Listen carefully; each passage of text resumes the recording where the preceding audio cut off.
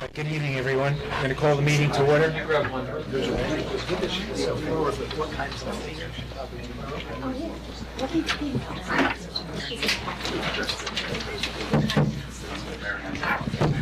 Here's the order of items to be taken up this evening. First will be 2016-12, Richard and Gail Weiler, 17 North Dutcher. Number 2 will be 2016-11, Lisa Trencher, 6 Riverview Terrace. Third will be 2016-09, Michael and Lori Fettner, 2 Cindy Lane. Number 4 will be Harsha Kumar and Hema Sastry, 36 Northbrook Lane. Number 5 will be 2016-10, Bridge Street Park LLC, 4 West Main Street. Number 6 will be 2015-09, St. Barnabas Church, 15 North Broadway. And number 7 will be 2016-05, Donardo Capital Corp., 3040 South Broadway. So to begin, first item on the agenda, Sarah, is everybody paid up? Yes. Okay. So the first item on the agenda will be Richard and Gail Weiler, 17 North Dutcher Street, 2016-12. You can just take the microphone and speak into the microphone and give your name. You can take it off the stand.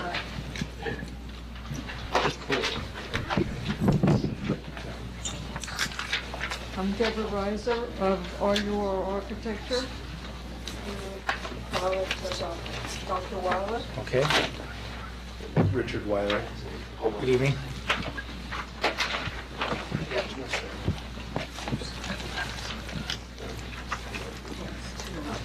Use the microphone for the...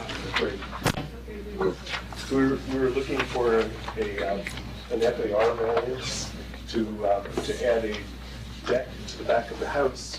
We're going to take out the dining room window and replace it with a glass sliding door, and it's 4 feet above grade level. So the deck and associated staircase will give us access to the backyard. We're also looking for a 3-foot by 3-foot concrete pad to put an air conditioner condenser on, and to close up one side window on the side of the house. Yes, If I could pleasure. just make one correction, you said an FAR variance? Yeah. No, I don't think you mean coverage variance. Yeah, there's a big difference, okay. Yeah, we're looking, it's about a 4% A coverage variance. coverage variance, yeah. No, just so the record had it right.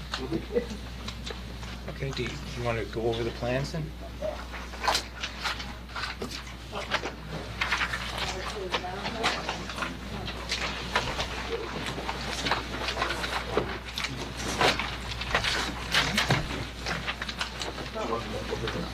If you can. Okay.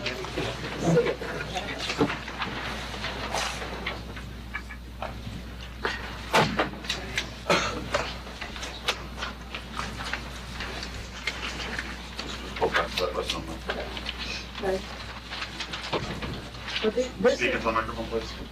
There you go. No, you're hold it. Speak into it. in other words, this is the existing condition, and we're going to add this deck onto the back. Right? And they, I mean, it's 37 foot, I think. I can see it. When we're done, 37 feet from the main property line. From the rear lot line? Yep. All right. So it's just a question of coverage. And it's- And sign yourself. Right, we're staying within the existing sidelines. yeah. It's existing non-conforming. That's correct. Any comments from any of the board members? Any questions? Just the housekeeper. What's a broken concrete driveway? It was solid concrete, it's not broken up. This is all, You broke it on purpose, or it's just? No. just old age. I know that feeling. And the air conditioner pad, There's the pad. how far is it to the property line in the house next door? It's the property line, it's right here. It's About so it's 4 feet within, in. within. Anybody else issues with noise on the air compressor? No, I don't have a problem with that. Any other comments from any of the board members? Questions? No? Any comments from anyone in the audience? No? Okay, I think you saw the letter from James Hahn? Yes. Engineering? I spoke to them today, and I reviewed all the Okay. questions, and I'm gonna write a response. Everything is solvable. Sure. I think the other thing too is you're in the view preservation overlay district, but I understand that the work you're doing is in the backyard, but I think it would be helpful if you just take a photograph to give us a perspective as to where, okay, where the deck is. Okay, very good. All right. Yeah. Then I think that in that case, then I think you can go to the ZBA for the variances at this point, and then come back next month. So you should be able to wrap it up hopefully. All right? Great. All right. Thank you. Thank you.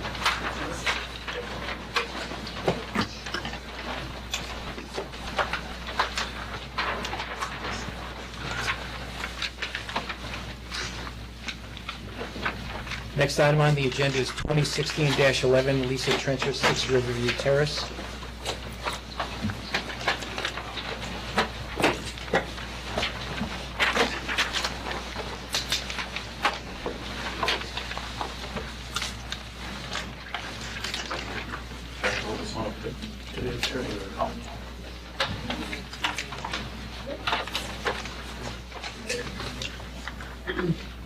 It's on. Hi, I'm Mitch Koch, I'm the architect, this is Lisa Trencher. Hi, I'm Good evening. We received a letter yesterday from Douglas Hahn, and we picked up all of the requested tweaks to the plan, and I would like to give everybody the sort of updated copies. There's not a significant difference, but we're parsing the, here's the sheet. And Okay. there you go. Take one and get one to edit. Scott, if you want, just for the record, if you please just describe what it is that you're requesting. Well, the spirit of this is that we are trying to put a door where there's currently a window. And to do that, we have to add a 3x5 stepping stone from the door down to the driveway. So this is how this all got started. That's the additional new that we're actually building, but there was a lot of undocumented retaining walls and such as that around the property, which when we started the work, we were told that we needed to address. So, and you want to talk to the subject? Oh, well, this is all news to me. When we bought the property over 10 years ago, 15 years ago, I don't even remember, we were on a total slope, and all the water was going into our neighbors, and plus we had no use of the backyard. So when we bought the house and we did work on it, got a building permit, one of the things was to terrace the backyard. Our neighbors were thrilled because the water was, actually they used to sled down our backyard when nobody was living there. That they weren't so happy about because they couldn't sled anymore. Well, we terraced it. It looks beautiful. It's bluestone rock that our neighbors now look at instead of weeds and everything. And I don't know, we had it done many, many years ago. I had no idea that. The walls were permitted, the patios were not. Patios were not permitted. So That's different, but I mean, as far as the retaining wall, I have no explanation other than we came here, we presented everything, and this is news to me that that's not documented, so I can't answer that. The patio, I had my landscaper put down because when I put my table down, it sunk into the dirt, grass, so I asked them to put some bluestone patio down. It's not cemented down and it could be lifted up. And we just, like I said, I have a window right by my garage, and 2 years ago, sadly, my house burnt down. We had a fire, and that's another time we got a building permit because they had to rebuild the house. And so I don't know how everything didn't get, maybe you didn't look at the thing then, but they came and got a building permit because they had to rebuild my house.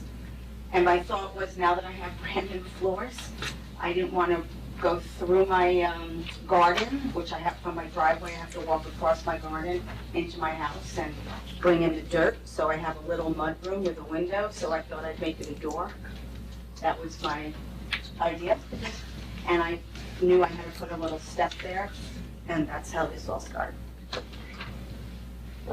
So just the way this is organized, we're showing what, if you look on the sidebar of the site plan there, we're showing what was documented previously, which was 2782 approximately square feet. And we've lumped together the things that hadn't, for some reason, showed up. And at the very bottom of it, you see stone landing, 15 square feet. That's the piece that we're That's actually what's new. asking to add now, Okay. in truth. The rest of it, it's kind of self-explanatory, yes, it's all. Yeah, we didn't even include it. And you saw the memo from Yes, and I addressed each of the points, bubbled most of the elements on the drawing set, but we included such items as going to engineering scale rather than architectural scale. We inherited the site plan, so we just had to put that on as it was, but we rescaled it, and it's now 1 inch equals 10 feet. That's this plan that you submitted today? Yes, right. All right, any, What do they need to do to legalize it? well, what they're gonna need to do is get a variance, I believe, right? For some of these issues. I think that, according to the memo from Han, there's a variance is needed for the coverage, But if I except for a number of items, so. You're still gonna be over a little bit, so. But they need to go to Yeah, the ZBA for a variance to get everything legalized, and they're over on the coverage. So any other comments or any questions from the board members? Yeah, the plan here says new plantings, is that new as of this application, in addition? Where does it say that? I'm In sorry. between the retaining walls? No, I'm sorry, no, that's existing. So I think you're gonna have to, I think that was one of the comments. Yeah, I didn't Han see said it. You're gonna have to Sort of obscure. show what is actually existing. That was a little hard to read this. I think that some of this looked like, it was taken from a previous submission, and so some. what It was is, being I thought, expressed is honestly, I already- thought I'd gotten it all and I missed the plantings. And all these retaining walls are existing? As you go, you come up. All these retaining walls are existing, That's correct. so No new proposed. trying to see how high they are is They're documented. is a moot point, so. Yeah, the walls are documented. Okay. It's the patios that aren't documented, and the sidewalk that's not documented, so it's not, Any plans for any real new plantings?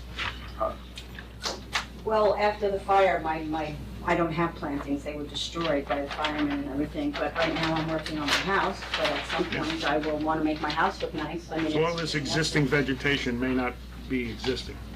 Behind the house or in front? The Along front the is, side. yeah, it's kind of, I mean, even my walkway got broken because the fire truck drove on please top speak of into it. the microphone, it's for the transcriber. A lot of things got destroyed by the fire trucks that had to go up on the lawn. And so, but it's not a priority for me right now. I just moved back in after Trying to 2 get in the years. house, yeah. But I mean, I will make the house look As nice. long as you're changing things, make sure it's up to date. Yes, I I'll, think I think the plan needs to be made more up to date as to what is existing and what's to be done as part of work, even if it's the renovations of existing features. All right, because you're saying some of this was broken up, some of the patio was broken up as a result of the fire trucks. So you should just make note as to what is actually being done as part of the latest project. I what's tried existing. to, we were hoping to save for the expense of getting a new survey Yes, the made. microphone, please. Because we're basically just putting a door in instead of a window, we were hoping to savor the expense of a new survey being made. And so we kind of took the existing and did the best we could, but we will go back and see if there's some plantings that we missed and try to make it more accurate. Okay. Any comments from anyone in the audience? No, I think you can go to the ZBA then for next month and then come back with the updated site plan for the next meeting. Thank you. Thank you.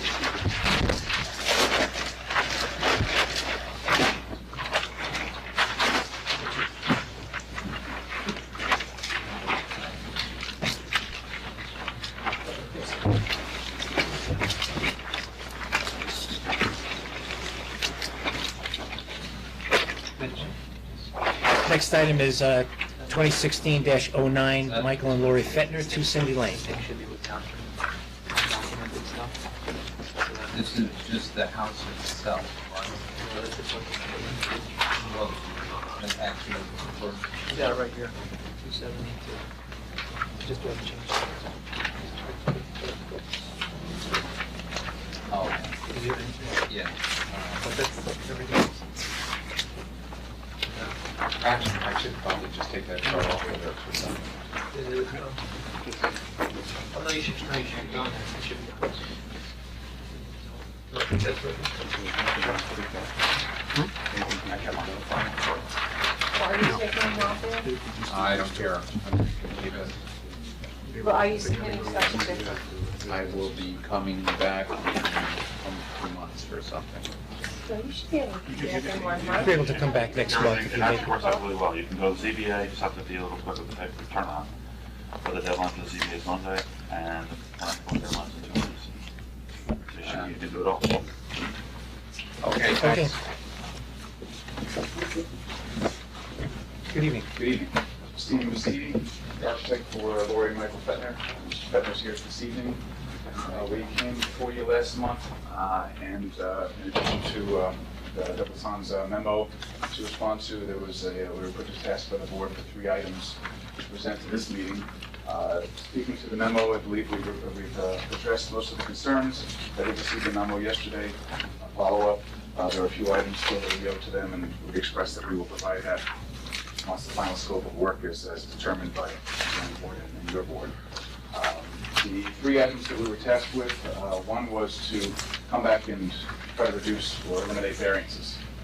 We realized that the client sat down, we realized some of these things need to be reduced. We listened to the board. We looked at the program again, some of the things, the expanded garage, size of the rooms. We sat down together and we basically came up with this scheme. What we've done is we've eliminated 2 variances. One variance on the side over here, we have eliminated completely. By angling the deck, as shown in the plan, we've also eliminated the side yard variance for the deck. The front property line, front setback still runs through the corner of the house, which does come through the deck there. So anything we would do to connect these 2 decks here would require that front yard variance. So to maintain that part of the program would be unavoidable. But we were able to eliminate that variance, eliminate this side yard variance, and we did reduce the front yard variance by 3 feet. Overall, to reduce the coverage on the building coverage by 108 square feet, which is actually about a 10 by 10 room out of here. And the FAR is still under what is allowable, but we believe we've improved the So the new deck does connect to the existing deck. You've taken out the stairs that's around the back of the house to make that connection, correct? Correct, it still does connect on the same level, yes. Speaking to that, if I may then jump to the next one though, and I don't want to get some questions on that, but I think it was appropriate time. You also asked to provide photographs, I know you have in your record there.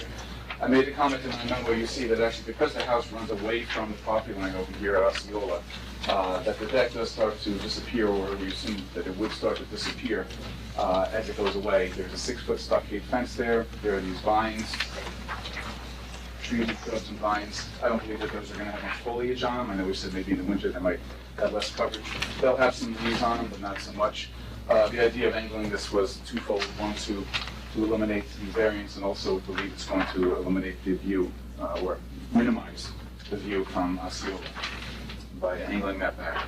We also, we push the deck over this way a little bit as well to make up for the room, but I believe that this goes a long way in reducing that impact.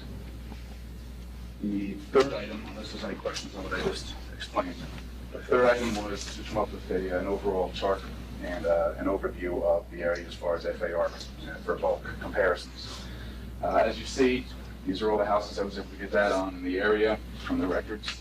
The red house, the blue house is 2 Cindy Lane, the green are the additions. For Cindy Lane, within these 5 houses here, I was not able to get the information on 1 Cindy Lane, but for the houses right in this area, we are second largest in FAR. 5 Cindy Lane has 4,200 square foot by the sheets that I was provided. The proposed for the client would be 3,200. There are other houses right around the vicinity, and I know that the lots are larger, and so FAR comparisons from lot size to FAR is different. However, the lot size, as you can see, these houses here are much larger. The FAR rather is much larger, so I still believe it's in the character of the neighborhood, and I also stand by the fact that it is the furthest house back from the cul-de-sac, which contains those 5 houses. It's over 100 feet back from the street. All these other houses, this one is larger, they are a little closer to the street, so it will be less visible and more shielded. Here's just an overview from a couple of angles showing the bulk. Any questions or any comments from the board? I think the 2 houses, the 2 large houses have been there forever. They probably predate zoning, so they're kind of irrelevant to this. But I think that the improvements are okay. Thank you. You did a Great, good that's job. okay. Thank you. Any comments from anyone in the audience? No? Yeah, I feel the same way. I think that while you're asking for several variances, and you're going to be quite a bit over on I guess it is on the coverage, I think the fact that what you're adding is also at the back of the house, and as you said, you're the farthest house set back from the cul-de-sac, and the additions are really basically in the backyard. But I don't think that it really becomes an issue for me as far as I'm concerned. I guess you'll have to go to the ZBA for the variances. I think also that maybe what you're doing too, it adds a little character to the house. It takes it away from just being a raised ranch and give it a little character. It's really, that was part of the goal of the program the client gave me as well. You have to really change the character of the Violent Ranch. Thank you. So if there are no other comments, I guess you can go to the ZBA and then, I don't think we have a resolution though for tonight though, right? No, So I think there's drainage stuff there's that some has to drainage be issues that- addressed. And the Before variance is planning quite board- large.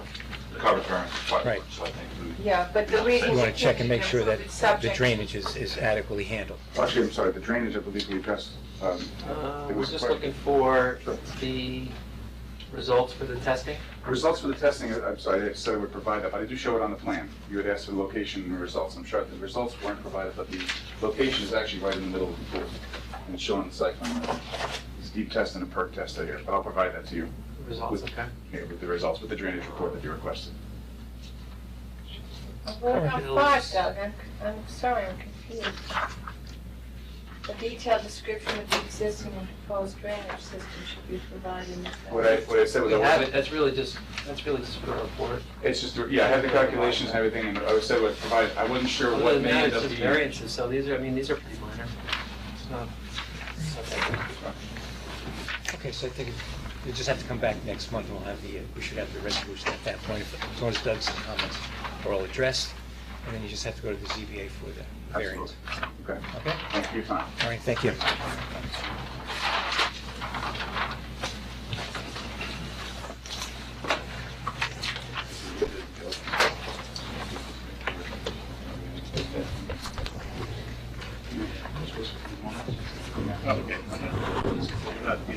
This Saturday, but not our,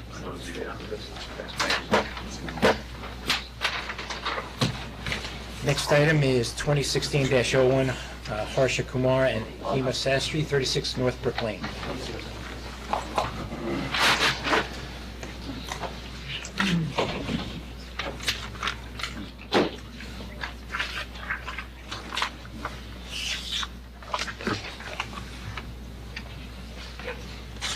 Good evening, this is Craig Studer from Studer Design Associates for the applicant.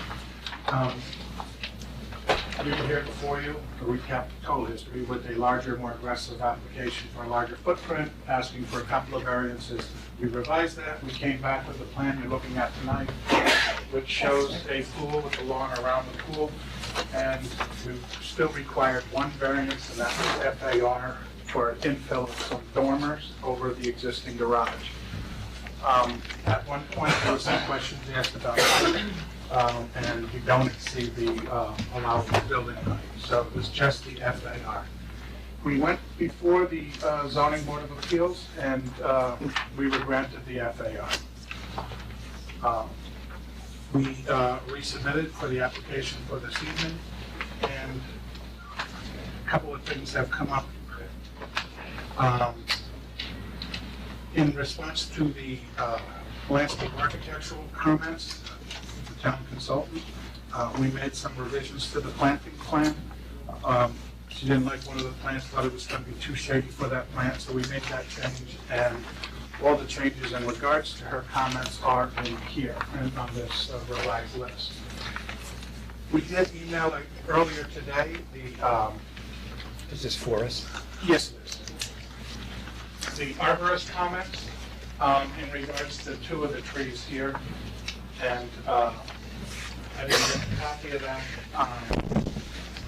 But that's addressed also in the cover letter that you see in the drawings. I'm going to take these extra ones. Wait, Frank, the staff needs them. I'm sorry? If you're submitting something to the board, we don't need them. Okay. Okay, one more. Everything.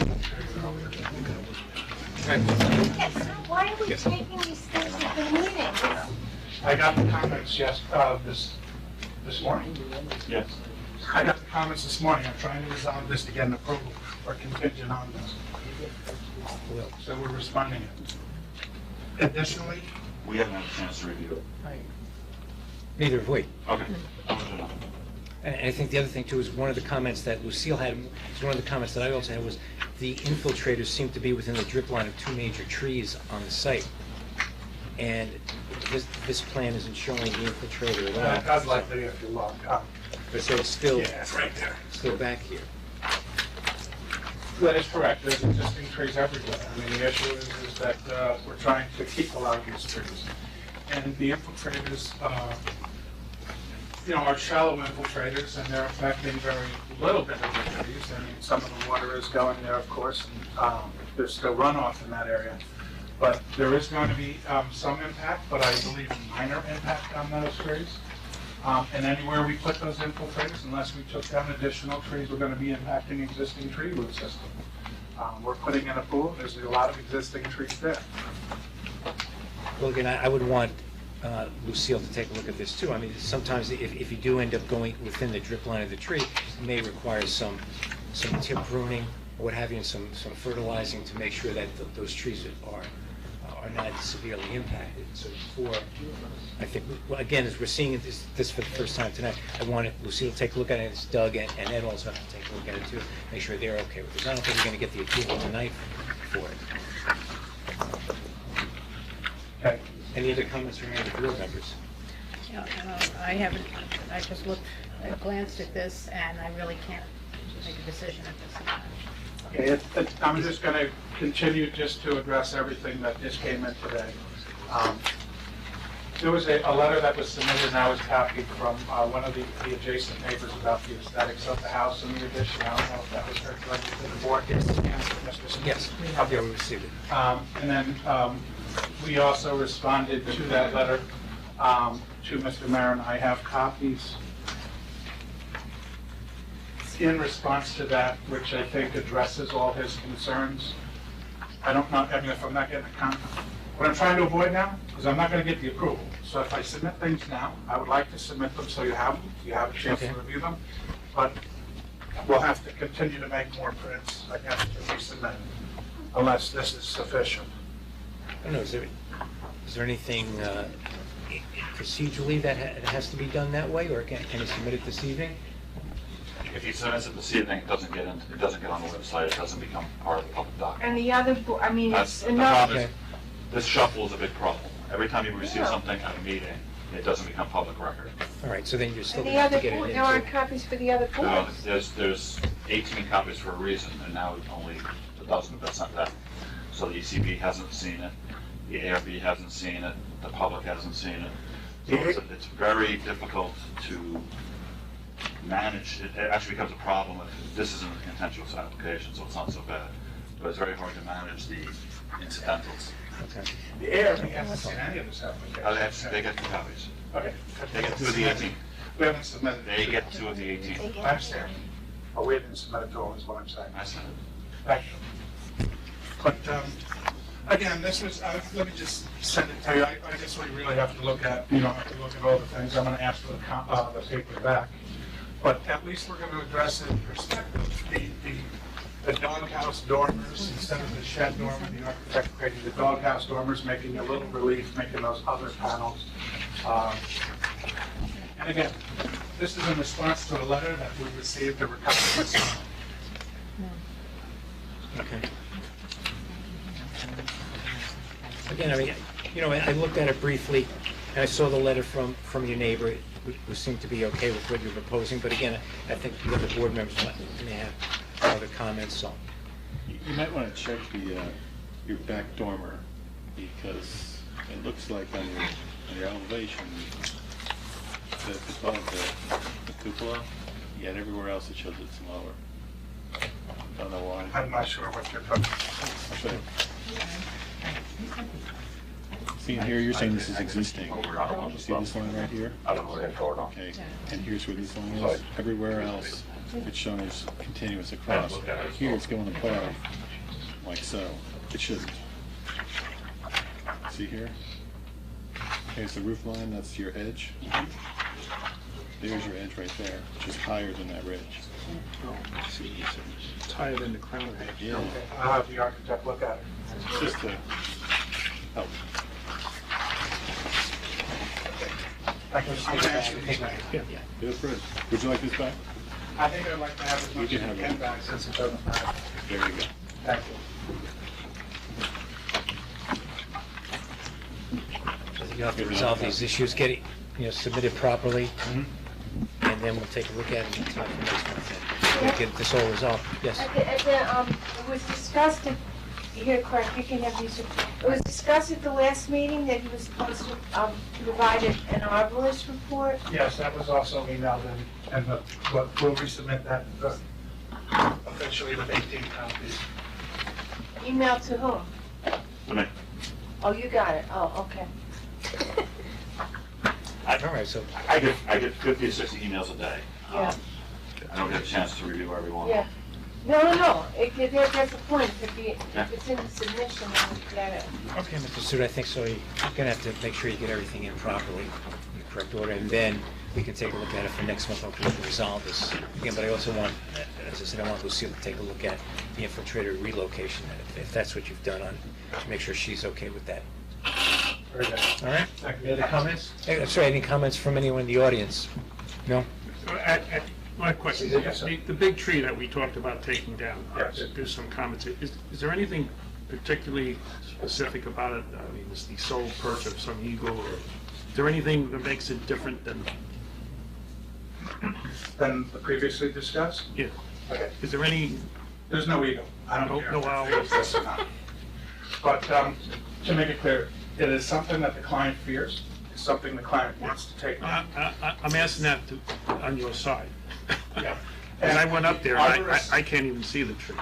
The arborist, it's a very tall tree, it has big branches. When you're on the street, The arborist did look at it, said it's dead wood, should be pruned or whatever. Said the same thing I said, if the client says to take it down, we're afraid to say keep it and take on that responsibility, saying, Mr. Studer told me to keep it. I'm working for the client, it's something that he wants to have down, and the arborist kind of suggests the same thing. Just point out, just point out again which tree it is on the site plan. It's hard to see in the color, but there's two trees right in here, right off the corner of the garage. It's better illustrated on LA1, or LA2. Nope, well, you can see it on LA. Those two trees are right in here, here and here. But I think the real issue in the question is the 24-inch versus the 30, which is the one that's further along. Where is that on the site plan? Right here. There's a 24 and the 30 is where the full equipment So is the 24 staying? is. No. You want to take out both those. And what's the larger tree to the right of those two that seems to be shaded somewhat? Stockpile area. I'm sorry? This is a stockpile area. Oh, okay. Over here's another 24-inch oak. 32-inch oak is here. There's a 15-inch oak. I can't even see what that is. There's a 10-inch hickory, it's offsite 18-inch oak. So there's several oaks in the area. 34-inch oak here. All right. But I think, as Ms. Munns pointed out in her memo too, is that since there are a number of trees that are coming down, and again, you're doing this infiltrator within the drip line of several of those trees, I think it's important that whatever trees are remaining are, taken care of properly so that additional trees aren't lost in addition to the ones that are being taken down. Okay, so again, that's why I want her to take a look at that and get her professional opinion as to what the impact of the infiltrators will be in the new location. I understand. All right, thank you. Okay, thank you. Thank you.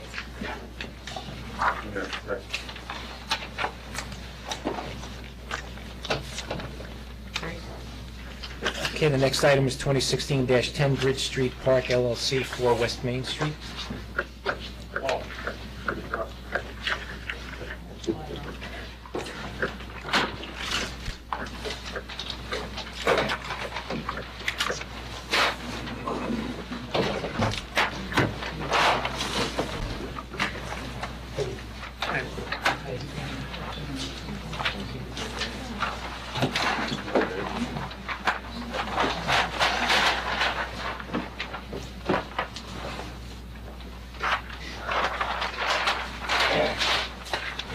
Good evening, Walter Craig, representing Bridge Street Park LLC. So we have an application that we've submitted for the restaurant down in the parking lot on Bridge Street. And purpose of the application is to put the deck, the second floor deck, again, on the building that faces the river. So this is the existing building, that's what it looks like. The deck would be 30 feet wide and 22 feet deep. Okay, as shown on the site plan. This hatched area is the deck area. The 16 area is the steps. Okay. The side part of the steps. The side part is the steps. So I wanted to show you some pictures of the existing building without the deck on it. They do have elevations with the deck on it. So this is the north, south, east, west. So when we build the deck is going to come out to the west. And then we're going to extend this over here, okay, so we can get access, not only from the second floor down this way, okay, which is the secondary needs of ingress and egress, also to get to the deck.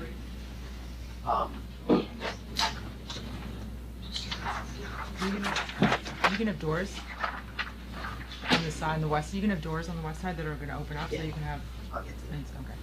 So, this is what that deck, that's what these are the existing stairs, this will be the proposed stairs, it'll have a landing to cut down on the number of steps to get down to the bottom without a landing. It'll come out this way, this will be the deck. The deck comes out 23 feet, okay, and it'll be on steel columns.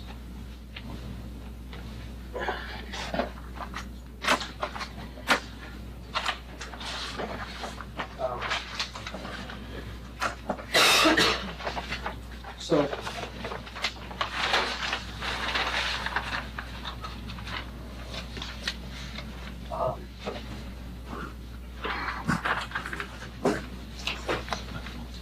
going back to here, there was a door over here, right there. That door was blocked off. I guess there was some kind of structure here. You can see this brickwork here. There's lots of different patches on this building. There is a little wind room that sticks out. And you can see that this is the door. That's basically going to be the door that'll go out to the deck. So there will be 2 means of egress from that deck. That's the west side of the building you're looking at. You need to go back into the building, or you use the staircase on the side of the building. Yeah. This is going to be, north it's side. going to be, that door will continue to be there. This door will remain here. Will be opened up. And then you'll have the stairs to get down. So basically the deck is 10 foot 6 inches off the pavement. And there's 2 handicap spaces there. We're going to remove it now. Okay, it meets all the requirements of FAR. I was the engineer that did the original approval for the whole Bridge Street Park. Okay, so I had all the metrics from the beginning as far as the parking is concerned. We have more than enough parking, and that's basically it.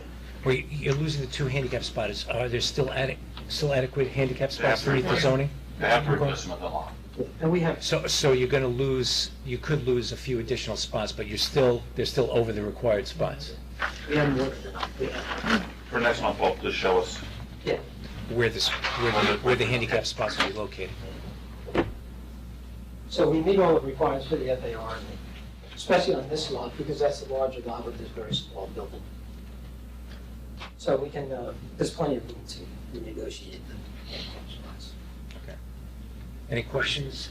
So the north side, the staircase isn't gonna come out any further than is already out? Well, Or does it, now I'm gonna bring it out a little further. okay. It's about 36 inches now, and I'm gonna have to rework this, but I felt that making it wider, 42 inches, would allow you this door to swing open and actually get by. Otherwise, it can't get by. Do you lose any bandwidth, driving down at the bottom? You know, the, If you Roadway lose width? 18 inches, but you'll still have more than enough room to pass. Well, the existing stair is 42 inches wide, it's 48 inches off the building. The existing stair Please is identify yourself too. Bill Thompson, the owner of one of parts of the property. Yeah, it's offset 48 inches from the building, the staircase is currently 48 inches Away from the building. away from the building, but it's 42 inches wide. What we need to do is increase the size of the platform so we can swing the door and not obstruct the traffic coming from the new deck down to the staircase. So the new staircase will be in basically the same location as the existing staircase. Same You're just going to extend out the landing by the door. Correct, it's not going to obstruct the driving any further. Okay. Is it gonna stay as single use? Yes. And is the lighting going in the stair? Yes. So we'll put it on the building, but not, probably lower the building. So it'll be lower than the roof of the building, roof line of the building. It'll be lower than the roof line of the building. I'll work that out, okay? There is a light stand here rather high, we're gonna take that down, okay? And then we'll take a look at the loss of that lighting as it relates to the site. We'll go down at night, see what's going on. See if we can put better fixtures up here and there, okay? For the loss of this. So. So you'll document that, right? Yeah, that's for next time. We asked for it too, so. Respond to it. Are the columns gonna be protected from the wayward drivers? Any bollards down there or anything? 5.835 still for protect. so is They don't, it, they don't want, well, we could put some bollards around it.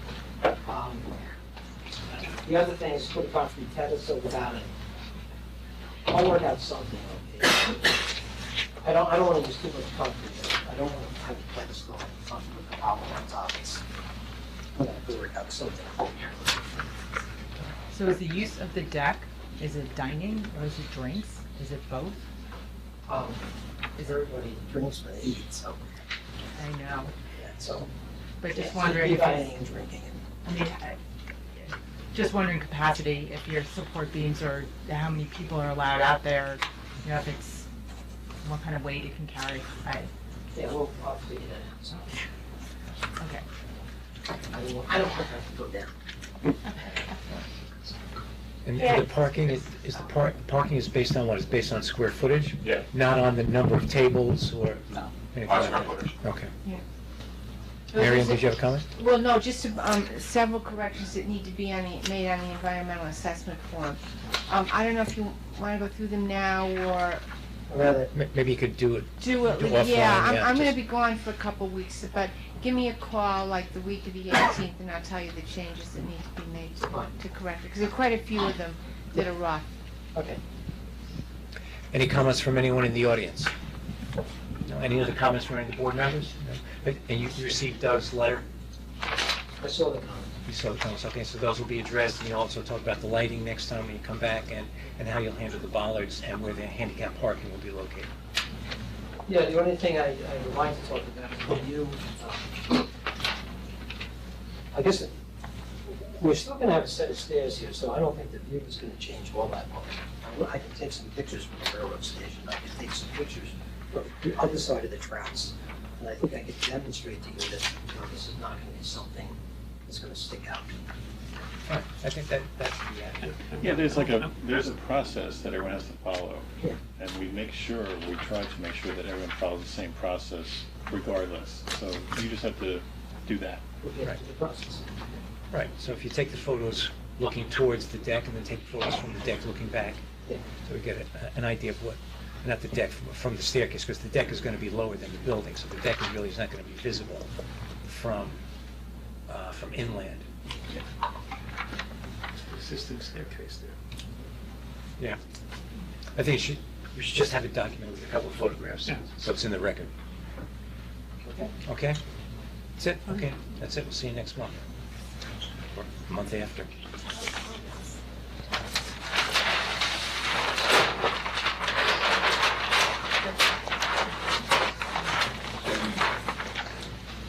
All right, the next item is 2015-09, St. Barnabas Church, 15 North Broadway.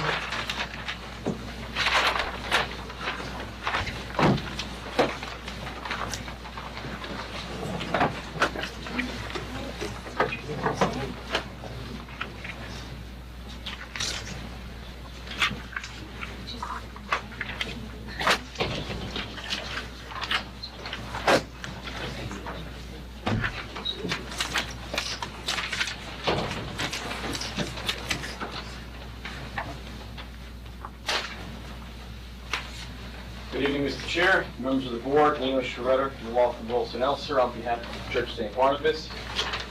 This application before you, it's been informal about 3 years ago. In 2012, when we were here the first time, and it's all been informal. And tonight what we have here is, again, another informal presentation. Steve Lopez is here tonight to talk about the landscaping. But just to give you a background, because there are some new board members, this is really a plan by the church to enhance and really beautify the property. Particularly, the purpose of this is really to accommodate the parking needs of the church and its church operations, and really to enhance its appearance. Now, if you'll recall that some of you remember from the last application, or the last site plan that we had cars parked and shown in parking spaces in the Broadway buffer. We also had grass creep in the Broadway buffer, if you recall, Mr. Chairman, last time. We had suggested putting it in and taking it out. What we did, in response to your comments and over time, we decided with respect to the Broadway buffer, we took out all parking in the buffer. We took out all the grass creep in the Broadway buffer. So really, we are not changing the Broadway buffer other than the current pillars that are there. We're relocating. But again, we're not changing the ingress and egress that's currently there. What we are doing is modifying the parking, because right now the parking is on the perimeter. We're compressing the parking and putting it in the middle. And we're increasing pavement here in this area on the south side of the property. Now, when you look at the space and the layout now, it actually, compared to the other informal plans that we submitted, we actually lose parking. Based in terms of, because we had parking shown on the buffer area which we removed. When we received the notes from engineering, we know we have a coverage issue which we're going to go to the ZBA for, and possibly I saw a variance for trees, which was mentioned in the memo. But with that, I have Steve here, so he'll give you the overview of the plan, just so you have an understanding of what we did with the layout. And we also tried to beautify it in adding new bluestone. You'll see here. So again, really the purpose is really to enhance the property. It is a gateway to the village, and also really to help with the church's operations in terms of when we have kids in the fall, we have services that go forward, and also we have parking. We want to make it better, and that's what we're trying to do. So Steve, talk about your plan. Steve Lopez, landscape architect. Steve Lopez, landscape architect. You all have a copy of the photo compilation we put together. Yeah. So I just wanted to use this as kind of a guide to talking about some of the things we're looking to work on with this particular plan.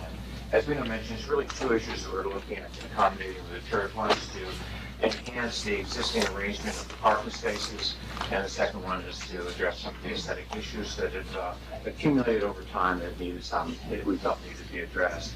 So if you run through the photographs, you'll notice that initially, let me start off with a picture of the front of the church. Obviously, it's a National Register, State Register, and local historic site, and it's featured in this publication on the National Register sites in Westchester County. The structure at the front of the church, the Lich Gate, was historically used for hearses that delivered coffins for people who were going to be buried at the churches, being buried in other locations. The Lich Gate currently has, and the original, I believe, bluestone path leading up to this door to the side of the church, which is where the deceased were brought into the church for preparation for services and that sort of thing. You can see in this photo both the lich gate from the street on to the left, and then the lich gate looking at it from the church property proper, that there are asphalt paths on either side. Asphalt has kind of proliferated over time with the church, and the paths that have developed, these, by the way, these have been rearranged somewhat from what their original layout is, and there is no path along each side of the church. We're looking essentially to replace asphalt with bluestone. It's just so much more in keeping with the historic nature of the church. As I mentioned, the path from the lich gate up to the side door of the church currently is the original, we believe, bluestone path. So we're trying to kind of enhance the appearance of the church and the historical setting of it. And going a little bit further through, there's also an existing bluestone path going up to the columbarium, and we'd be connecting that bluestone path with the new bluestone path coming from the rectory parking at the south rear of the church to the lich gate path and around to the front. There is no path currently at the rectory. The asphalt goes right up to the bottom of the steps. It's just not very attractive look. And anywhere where the new bluestone path was but asphalt, it'd be grade separated with a granite curve. So it'd be a sense of a separation there for people who are walking along the path adjacent to the areas. And currently, as you can see from the photo of the rectory, page 8 and of the advantages to the church, the asphalt strip from the front floor, basically, it's kind of a pretty, not a very aesthetic relationship or situation. Along the south property line, we have these open views, Con-Ed substation, dumpsters behind the gas station itself. I don't think anyone would call that attractive. So what we're planning on doing is introducing a solid fence along the south property line to take out some of the lower views, and then coming in along the back of this new parking area, which Ann Arbor Valley, which will get up to 30+ feet. They're very heavy, they're ear resistant, and it's just a real tight, nice green screen that it will take out the entire view of the Con-Ed substation. In order to get those plants in there, we're going to have to remove mostly invasives, but some trees that may not be invasives but are very, very critically poor condition. The invasives are basically Norway maples or Scamalula village. They're the rabbits of the tree world. You can't stop them sprouting up. And if you don't take them out when they're saplings, they get tall very rapidly growing tree, but also very brittle. And we have a number of them that are overhanging the Con-Ed substation, and also overhanging the service station. And there's another residential property toward the rear of that property line. We detailed some of that situation on page 8 with some photos of the suffering tree that's leaning over the fence, and also another tree here, just at the north and inside of the lich gate, that is just showing us that the tree with the trunk rot is actually a very old dogwood, but it's lost about 60% of its trunk, and it really needs to come out, obviously. And on page 9, there's another photo showing the tremendous green of these trees all along that south property line. With regard to the columns, I'm going to mention them briefly. And if you look on page 10, you can see the problem with the columns are too close to the sidewalk. So pulling them out a little bit and back. Currently, you have to have the front tires of your vehicle on the sidewalk to be able to see down the street. And it's a hazard for pedestrians. It's just not really a good situation. So we're not suggesting remove them just because, but there's heavier safety issues we want to address. So that's the reason for moving them back and opening up the entrance a little bit allows for people to come and go without such a tight squeeze between them. On page 11, you can see the existing parking arrangement, the north side on the top of the page. Again, Leo had mentioned there's parking currently all around the perimeter, so we brought into a central parking bay arrangement that's much more, it's just a lot cleaner. It's not going to be people all over the place. It's going to be pulled into a nice tight relationship here, which will help a lot with organizing the parking at the north side. And the south side, we're introducing a few paved spaces here and some grass creek spaces on the one side of the drive. The grass creek is illustrated in the photo at the bottom of the plan here. Once it fills in, it doesn't entirely disappear from view, but it largely disappears from view, and of course it's very porous. So it's a much better solution than pavers. And there are a couple of aprons where we're attaching bluestone paths, and we're using a granite block paver for those infill pieces. It's kind of an informal look. Also on the drawing is a photo of the, not just the style of fence, but the color of fence that we're thinking of for this outside property line. It's a brownish color, which if you look at the stone in the church, it should match kind of nicely with that. Pardon? I'm suggesting to go vinyl, because just you don't have to worry about the accumulation of moss and stuff, and painting and so on.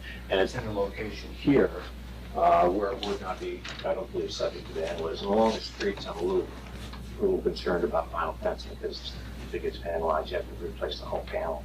But along the side here, I think it would be good. What's the length of the fence there, Steve? From where to where? From the back of the rectory garage to the, I'm sorry, from the corner of the property line in front to the east side, essentially the east side of the new arborvitae tree line, which is pretty much this curved line. The arborvitaes are so tight, and they just infill, and there's such a tough screen. I don't think we can fence back, you wouldn't be able to see it within a few years. There'll be parking spaces in front of the arborvitaes? Is that what you're showing there?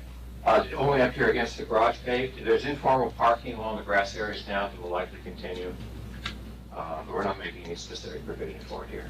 What will you do with the grass-creed area in the wintertime when it snows? It's just the grass is fallow. Okay, it's not going to be plowed, is what I'm getting at. I don't know. Or is it going to be plowed? I mean, Plans for the church are for plowing it. I would imagine that they might want to plow it, but would there be a problem for it to be? I think you start pulling up the grass that you have in there. Yeah.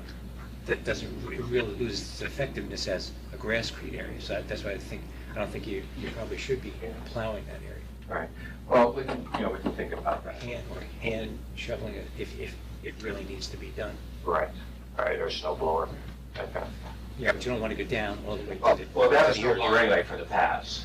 So if you want, we could make a special effort to snow blow this rather than plow it. I think otherwise it's going to lose its value. I mean, it's not going to be grasscrete anymore. It's going to be these concrete slabs sticking out, and you're going to have to plant it every season then. Right. I understand what you're saying. That's a good suggestion. We'll look to using this snow blower on grasscrete. How high is the fence? It's 6 foot. I'd like to go to 8. If Ed doesn't mind. You can get variance for You it. have to get a variance. It's side yard fence is 6. Well, no more than 6'6". More than. Are you doing any additional paving in the roadway buffer? No. Nothing. So that exists, that little cutout exists? That exists there now. Unless I misunderstood you, the fence comes out into the buffer? You said it's going to the curb? Yes, to the curb. So why is that? Not entirely to the curb, but most of the way, yes, most of the way down to the curb. That's the intrusion into the buffer. And there's a little work that's being done. There's some work that's being done in the buffer, the relocation of the columns. And the fence is going to be in the buffer. Correct. Yeah. And that's the variance. That's the variance.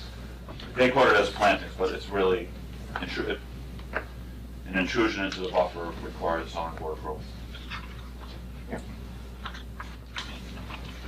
I just wonder what it's going to look like when you're driving north. Well, you mean looking underneath the signs for the gas station? The churchyard. When all those parked cars hit it, when they're crammed Well, in they the don't city. get that far in. Oh, okay. They don't get anywhere near that far in. But there's usually a little parked cars on the service station side as well. Yes. No, I'm not talking about your cars hitting, I'm talking about the gas Yeah, station. the gas Gas station cars. There's an existing chain link fence which we don't plan to remove. That was the next question. So We'll you, put this on the inside, do the chain link fence there, and that way, there's no reason to pull it out. whose chain link fence is it? Is it the church's? I'm going to tell you the truth, I'm not sure if it's the churches or the adjacent owners, but since it's a continuous run, I think it's likely it is the church, because there's several property owners here, and they'd never be able to attach it up like that. By the way, this fence design matches the existing fence along the back, which is wood. you can see from the street, or actually it's not that visible, you have to drive it a little bit to see it. And you can see what an older wood fence looks like when it gets older.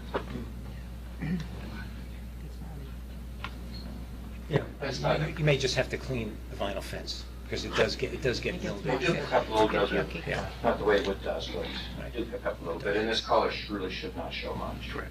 So it's a solid fence there, it's not gonna be a visual impediment? Pardon me? That a solid, where there's a chain link fence now, if you put a solid fence, it's not gonna be a visual impediment It'll be. from the gas station or people pulling in and out, just because you can see through it now? Now it's gonna be solid, you're not gonna have the, Yeah, no, that's I'm the not question. sure. There's so much vegetation on this corner, I don't think the visibility through here, at least in the summer months, is very much anyway, but I'm not sure if that's two-way out on the north side of the gas station, is it? Yes, you can come out. I think, yes, you got to do some analysis of that before you go in, to see how far you really should come out with that fence. That's a good point. Okay. Because you have the sidewalk there too, so people, I know when I pull out of that gas station, you end up pulling out onto the sidewalk a bit to be able to see down It's not easy. Broadway. Yeah. I guess the fence should come out as far as the new column location, so you can see around it. Well, we Yeah. are removing vegetation back to the columns. The new column. Yeah. Yes, to the location of the new columns, and in fact, we could stop the fence that far back as well. I was gonna suggest stopping Probably the a good fence at point. the same place where you stop the columns. Right, because now they're gonna be about, almost 5 feet back off the sidewalk. So if you're driving a rural Cadillac, you're, Because the visibility of the columns will decrease with the fence if you bring it out farther, and they're beautiful columns. What do you intend to do? Do you intend to try and save the stone on those columns? oh yeah. You are, okay. I mean, if possible, we'll pull them up off the footings, pour the footings and drop them down again. Oh, I see, okay. I don't know how easy that's gonna be, but with backhoe operator trying to make some things. Big backhoe. That's right. Any other questions or comments from the board? I think this is a much more sensitive design than what you had shown before, so. If I could just also interject, there are a bunch of new plantings in here besides the evergreens here. I don't know if you go through them all, but we have pink flowering horse chestnuts along the street. We have pink and white flowered dogwoods. They're, for the most part, natives, but they're all there. Any comments from the public, Well, I'm not the public, but yes, you are. from the staff? Okay. I just, I checked the minutes from when you were here last July. Last time they were here was July 1st. And at the time, the board had asked whether there'd been any parking studies done to show that there was actually the need for the parking. And Mike Carlton, who was here for St. Barnabas, indicated that there had been some studies. And the board asked them to ask you to submit them. I don't think the board was asking for a new study, but it said there were studies, and a couple times the board said they'd like to see it. When you I think parking study, you mean just in terms of head count of the number of cars? Well, what was said was, we've done that study in the past, and that studies was led to our previous plans for minimum parking. We've actually come down from those parking studies, so there obviously were some studies done. And then the chairman asked if those could be shared with the board. There was some indication they were going to. I'm assuming because it was so long ago, you just forgot, I think it was a count, I'm not sure if it was a study, but we can. It was a count, not a study. Carlton's here, it was a count, not a study. Okay. Well, whatever. How many spaces are there now, and how many will you have with this proposed plan? Right now, the plan will show 20 spaces and 1 handicap. So right there. This shows 3 here, but there's only gonna be 1 handicap. So that's 20 plus 1. But That's proposed, or? That's proposed with the count here, okay? But that doesn't include, obviously, people will be parking, obviously. They've been parking in the Broadway buffer for as long as the church has been. And along the street. And along the street, correct. So, but yeah, in terms of actual designated spaces, it's 20 plus 1. And how many are there now? There's a lot fewer than with Right the now, last proposal. Yes, that's the point, is that, Yeah, right. since there's so many fewer, it may not be necessary, yeah. Yeah, 'cause before we actually showed, I guess, in the last parking plan, we had much more parking. I think we had, Okay, so it may not be relevant. right, we actually showed, I think it was like over 30, maybe, was it 30 that we showed? Yeah. So it was over 21, is what we showed last time, so we actually reduced, because we had showed paved area of parking, where we're reducing that now. Again, I know this is you're informal at this point, but there was this memo from Lucille Munns, and I think the ECB had some comments also. But I want to take a look at those, and I think it proposed possibly if the ECB had continuing comments that you might want to take a site visit. The ECB and Lucille Munns and your landscape architect, Steve Lopez, and just review some of the trees. And I think she also made some comments adding us a couple of additional trees and some shrubs, I think, to screen, do some screening of the parking from Broadway. And we'll be happy to take a look at that. I mean, we're gonna be submitting a formal application, so for the next meeting, we'll do that. But, again, we want to thank you for the time, hearing us out. I appreciate the comment. We do think it's an improved plan. And again, we'd like to get back here, and hopefully at some point, we'd like to get the ZBA as well to address the coverage variance and also the disturbance of the Broadway buffer. Again, we're going to the ZBA because of the fence and the pillars? Because we're moving it? Yeah, and actually the plantings too, it says activity. Activity in the It doesn't buffer. say building, it says activity. Activity, okay. So, I mean, you're going anyway for the coverage, so. Gotcha. So this is informal, what's formal? It'll be an application number, a new one. Right, see, we dressed people. A new number, we get a new number, that's what we get. Do you wear shorts? I hope we'll be out of here before the shorts are required, so your lips to God's ears. Thank you very much. All right, thank you. Okay, last item on the agenda is 2016-05 Denardo Capital Corp.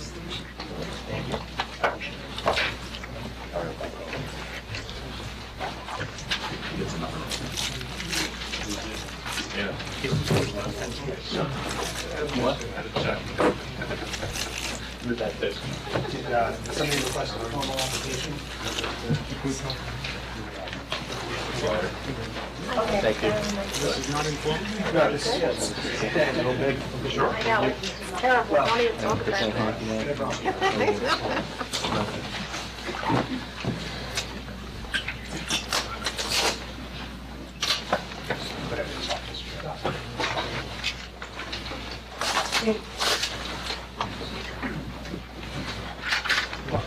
While we're setting up, I'll start. Good evening, Mr. Chairman, members of the board. My name is David Huffman. This is Walter Desire Steinmetz, representing the applicant, Denardo Capital Corporation. They're the owner of 30 South Broadway and contractor is 40 South Broadway.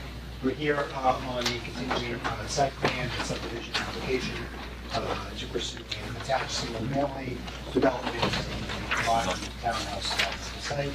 Let me just introduce the team, Mary, Joe, and Sylvia are with us, right there. Anthony Guccione from JMC, Project Engineers, and also with us tonight is Mark Chirullo, who's also from JMC, who's our traffic engineer. We'll be addressing that tonight. When last we were before your board, you sent us away with a bunch of formal. We are, you are serving as the agency. I know you've declared your intent to serve as the agency or formally serving as the agency. And have identified several potential impact areas that you would like some information to assess and evaluate before you make a determination of significance. We are here with some of the information that we've requested. We're still working on some of the information. One is, and I think it's critical to say this, is we're still working on the visual impact analysis that we know that your board is looking for, and we all agree with you, it's critical to this review.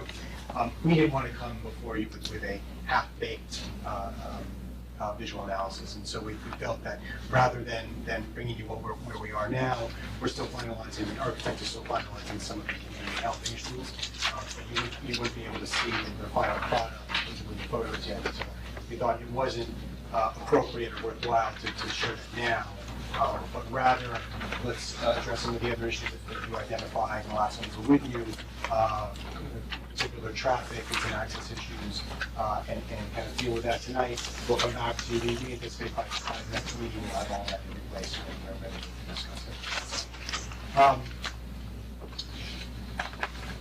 it. Let me just give you a background of the procedural stance. It's been a while since we've been before you. We've taken some procedural measures for the ARB as well as for the village board. On February 22nd, the ARB, if you remember, your board referred us over to the ARB for determination of whether or not the Gahan Stern building is a building of local historic significance. On February 22nd, the ARB did in fact confirm that it is a building of local historic significance, meaning that the applicants can exclude that building coverage in its coverage calculation, makes way for an adaptive reuse of two units. Recently, on the 4th of April, the village board also found that the proposed location and size of the affordable units quote, better suits provision of affordable housing rather than strict adherence to some of the sizing requirements in the code. That was a structural requirement as to where we wanted to place the affordable units and size. The village board resolved on Monday night that it is appropriate under the regulations would allow us, should this board allow us to move forward, to keep that in the location that we're proposing. So now we're back. Right, I think it still is up to the planning board for the site plan approval. Well, that's correct. But Because it seemed to be there was some language in that resolution sounded like the board was giving some site plan approval. Oh, I don't think so. I mean, I don't think you saw the. I did read the resolution. I was. That is the resolution. If I could explain, the board understood, it was made very clear that there was no approval. If you watch the minutes, if you watch the meeting, you'd see that. No, I didn't. I just read the Okay. resolution. Yeah, but the point of it was just to, under the affordable housing law, it says all of the apartments have to be 80% of the size of the average unit.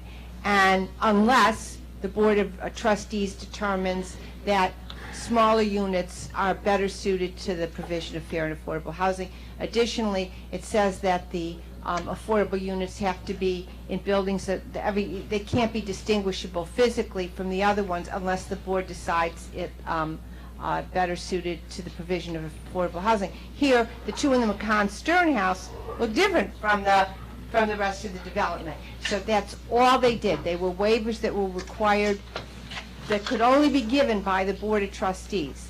And those were the only two waivers that they gave for this. There was no approval of that, just the granting of the waiver for those two. I don't want to say deviations from the affordable housing law, but because they comply with it, but they have to be approved by the Board of Trustees.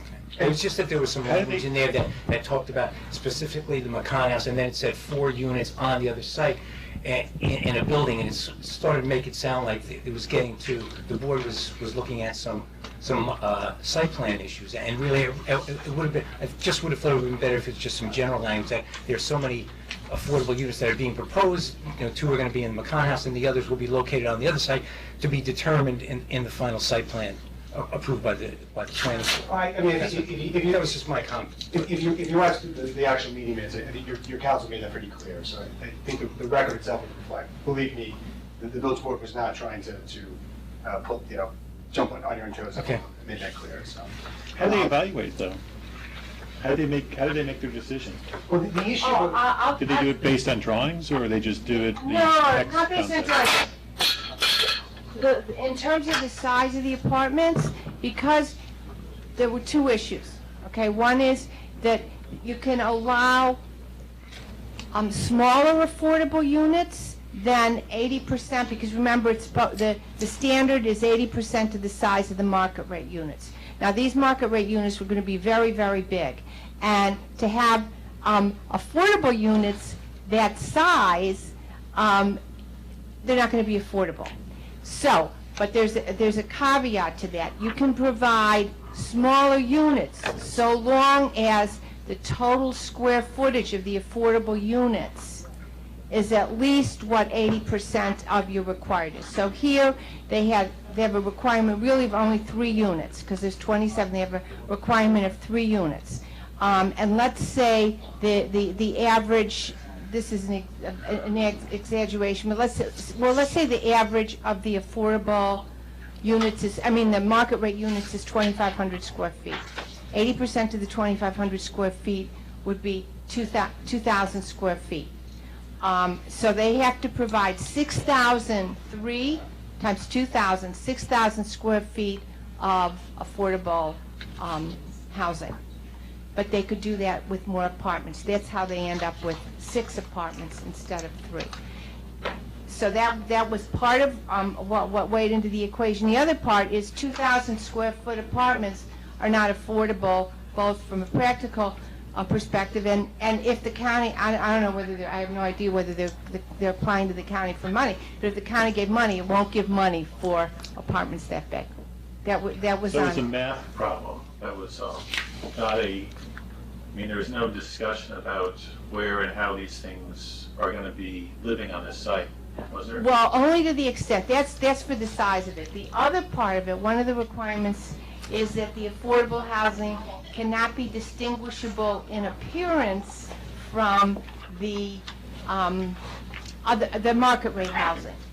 Now, since 2 of the units are in the McCann-Stern house, 2 of the units would be in the McCann-Stern house, they are going to be visually distinguishable from the rest of it. So, but the board can waive that requirement if it finds that it furthers the goal of providing fair and affordable housing, and they made that determination as well. And the other ones that were they designated and presented to the Board of Trustees? Right, they were what was shown on this plan.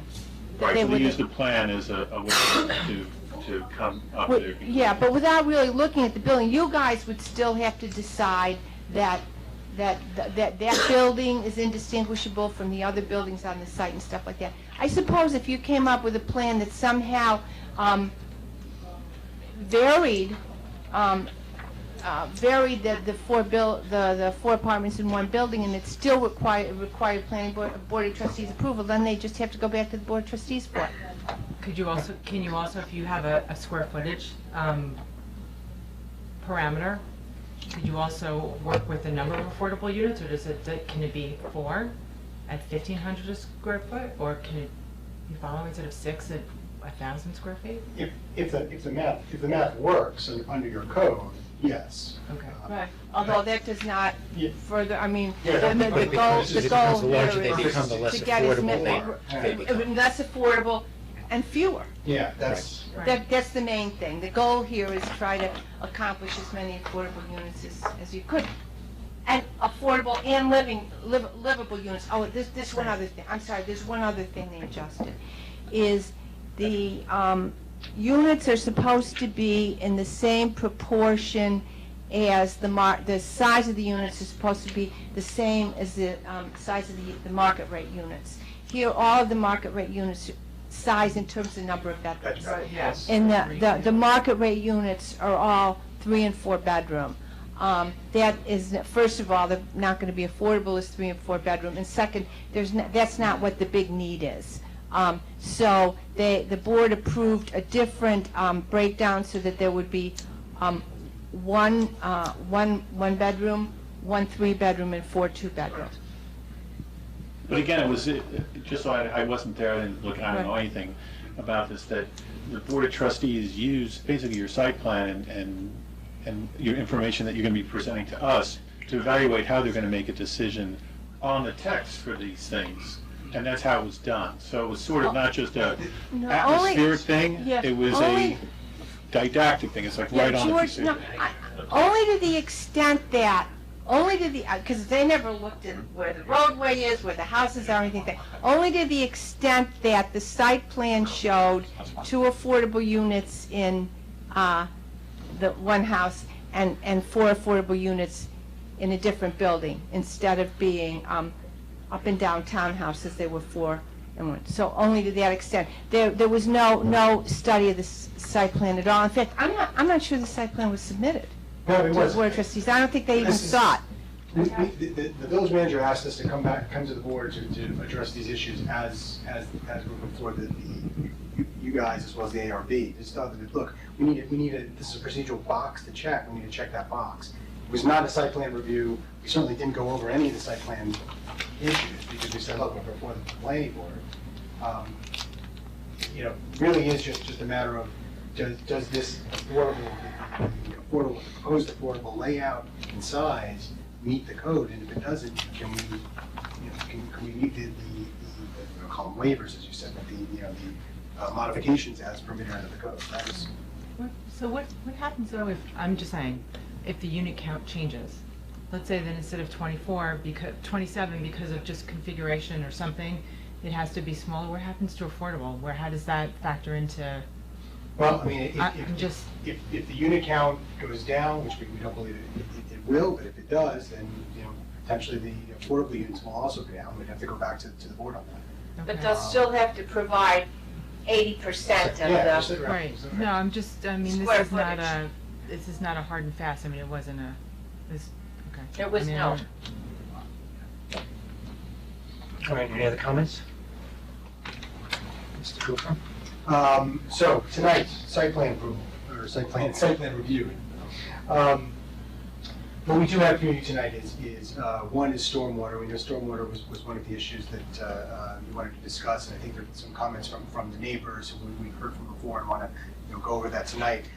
One of the issues that your board said to us was looking to removing a stormwater infrastructure from the Broadway buffer. So Andy Cuccione will take you through the plan in a moment.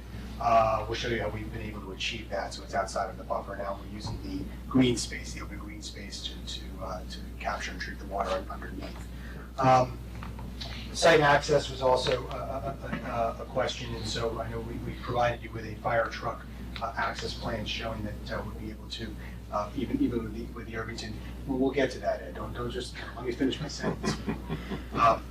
The Irvington fire truck parked outside right now, actually. Yeah. We could measure it if we have to. We have. Yeah, so would fit around the site. I know we'll go through that in a second as well. And then traffic report, Mark can take you through the traffic report, both from the count, traffic generation, trip generation, as well as site distances. On-site distances, we did obtain accident data out of the driveway from 2015, we're going back to 2011 when the fee property was in operation. There were no accidents at the driveway at all during that time, suggesting that the access is acceptable under current conditions. We did do an analysis under AASHTO standards, whether or not the site distances would to achieve AASHTO site distances. AASHTO in and of itself would require the removal of, I think, 5 or 7 parking spaces that are probably used by the commercial spaces. We don't believe that that's required. What we did do is, and Mark can take you through this, is look at alternatives to not remove as many spaces, perhaps striking the area right along the driveway, which would allow the driveway to come out, each out a little bit further to improve the site. And then any spaces parking spaces that would be either removed or not used during peak hours could improve it. But we don't, certainly Mark can take you through that, but in terms of actually needing to remove all those spaces, we don't believe it's necessary. What I would want to do at the end is certainly from a procedural standpoint, and I didn't get a chance to circle back to Mary Ann, if in fact we would need to schedule a public hearing, or just open the public hearing for the preliminary plat, because we are technically before them for preliminary plat approval and then final plat approval. If in fact we do need to formally schedule a public hearing, we'd ask to schedule it for the next meeting, so that if we need to formally notice and take any other steps, we do that, but we can address that at the end. Yeah, well, I think we can address it right now. Since we haven't received all the information, I'm not in the position to schedule any public hearing. So we've gotten all the information, we've had a chance to review it and make any comments. Well, Mr. Chairman, I'm not asking you to Okay. schedule and close it, I'm just saying you can keep it open, but since it's a schedule, since it's a procedural step, we might as well take it and schedule it, keep it open 2 or 3 meetings, and we're not looking to close it. You may be concerned about the 52-day time period that starts once the hearing is closed. That's not what we're looking to do. We just want to start the hearing so that we can get all the notices out of the way. All right, let's see. Okay. Let's see, after tonight, we're at. Mr. Cuccione.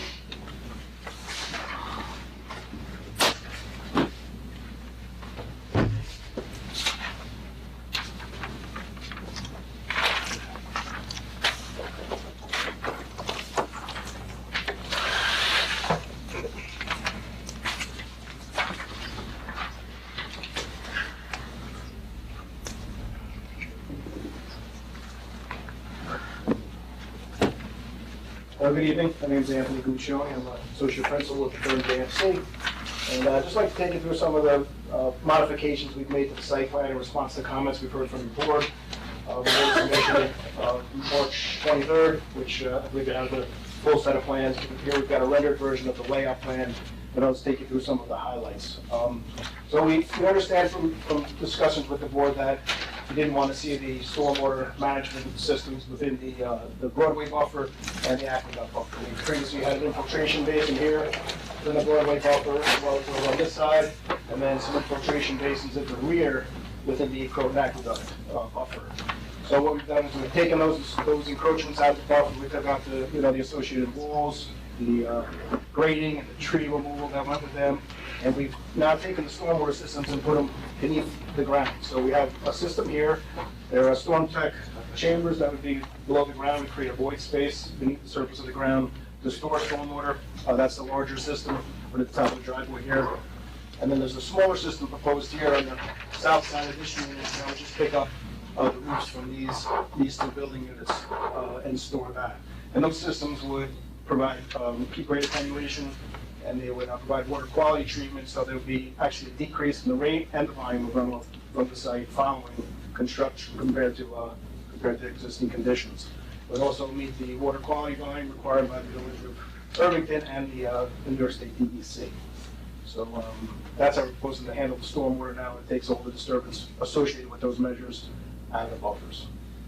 The second item I wanted to go over was the visitor parking we've been hearing about. So the site has about double the number of required parking spaces. What the code says is 2 parking spaces per unit. Each of the market rate units has 4 spaces, 2 in the garage, 2 in the driveway. And the 6 affordable units have 2 spaces per unit. So that's almost 4 spaces per unit. So, we believe that the visitor parking will be accommodated within the driveways and the garages of the units. Assuming most of these people will probably have 2 cars, maybe some would have 3, have an extra space or 2 per unit. But, in response to what we're hearing, we've added some visitor parking along the driveway on the site. So we've added 2 parallel spaces here, 2 parallel spaces here on the loop road, 1 here and 1 here. And what that would be supposed to be is some stabilized turf like grasscrete. All the curbs here are mountable. We've got 45-degree Belgian block curve proposed. So a car could easily just go over the curb. They'd be marked as stabilized turf areas, and then the extra 6 spaces would accommodate the overflow visitor parking in addition to what's provided. And that's what we're doing for the visitor parking. But before you take that down, the drainage basin on the south end of that's disposal and that's not holding. It's not going to be detained and then put someplace else. They recharge into the ground. That's a steep hill. Is it going to break out of the hill? No, the system will be low enough into the ground, so those chambers will be, the bottom of those chambers would probably be about 5-6 feet down, and we've stayed far enough from the slope so they wouldn't come out through the slope. What's far enough? Yeah, that's a flat area there. What's far enough? I'm going to say the edge of the system is probably about 10-15 feet from where it starts to go down. So the bottom of the pit will be even more. Much more. Yeah, because it's down. Okay. Not quick on the slope. So that should work. Okay, now this is a fire truck analysis that we did. We've been hearing that the emergency vehicles, it was perceived that they might have trouble accessing the site. And what we're showing here, and this was in the package, but this is a little bit of a colored version. The gray that you see is all the paved areas of Broadway, and it would be the limits of the driveway, which would be in gray. And that driveway width is, in general, 20 feet wide on the site. Some spots it's wider where the intersections are. So the red, it shows the track of the fire truck. So this is the wheel track of the fire truck, each wheel coming in. And we just went with green on the exit because you want so differentiate between entering and exiting vehicles. But this is a 40.3 foot aerial ladder truck, which is our understanding that's the Irvington standard fire truck. And you can see that it comes into the site, it stays within the limits of the curb and the pavement, travels around the driveway. We've also put some cars in the parking spaces, and you can see that it doesn't come anywhere near any of the cars that are in the driveways. It doesn't come anywhere near the visitor parking that we've added on the sides. It stays well within the limits of the paving, leaves the site, and accesses back out. Could you, do you put the FPT wand? That's the same. How tall is? That's the same drawing. Okay, only because the overflow is, well, the number one problem is you have access from the south, the access is coming from the north. So that turning radius is gonna be different. We can show you that, it works, so we look at that. Yeah, but you have a lot of spots where the main entrance, you're going over the curb with the front bumper, and you have an overage on that first turn, Okay, there's, right there. these areas are, they're rumble strips, there's white asphalt, and then we've got where the cars would drive, and then we put a cobblestone rumble strip where a truck, a larger truck, or an SUV, a box truck, or a fire truck might pull its. So the firemen hanging off the back, we're gonna bounce around? No, they're all over, like, you see those I on the understand, sides but of the streets, it's a random it's not community. paved. Yeah. And the idea is just to keep the cars into the road, but if a fire truck had to pull its back wheels across the sidewalk, they do that, Yeah, I have a fundamental problem with the new community not being built to handle the equipment that we have. Yeah, And we had, and not to get into Brightview and its other issues, we kept hearing that the Brightview turnarounds were fine, and Tarrytown had accepted them, and our trucks went over there and they couldn't get in and out. Yeah. They had to back out during the fire. So I want to make sure you understand that the firemen's giving me a charge that they want to make sure that fire truck can drive in and out, because that's the next problem we're going to have, without having to drive over curbs or onto front yards. So the overhang on the front is a problem. Further, you got to leave at least 3 feet in front of the cars for the people to walk back and forth. So that one turn on the northwest, okay, the buildings on the west side, that will impede into the flow of the fire truck. Here, please, No, yeah, give me 3 feet from the front of the cars? in front of the cars, and give me an 18-foot car, Yeah, go ahead. because we have service vehicles, Right. all right? And you're right there.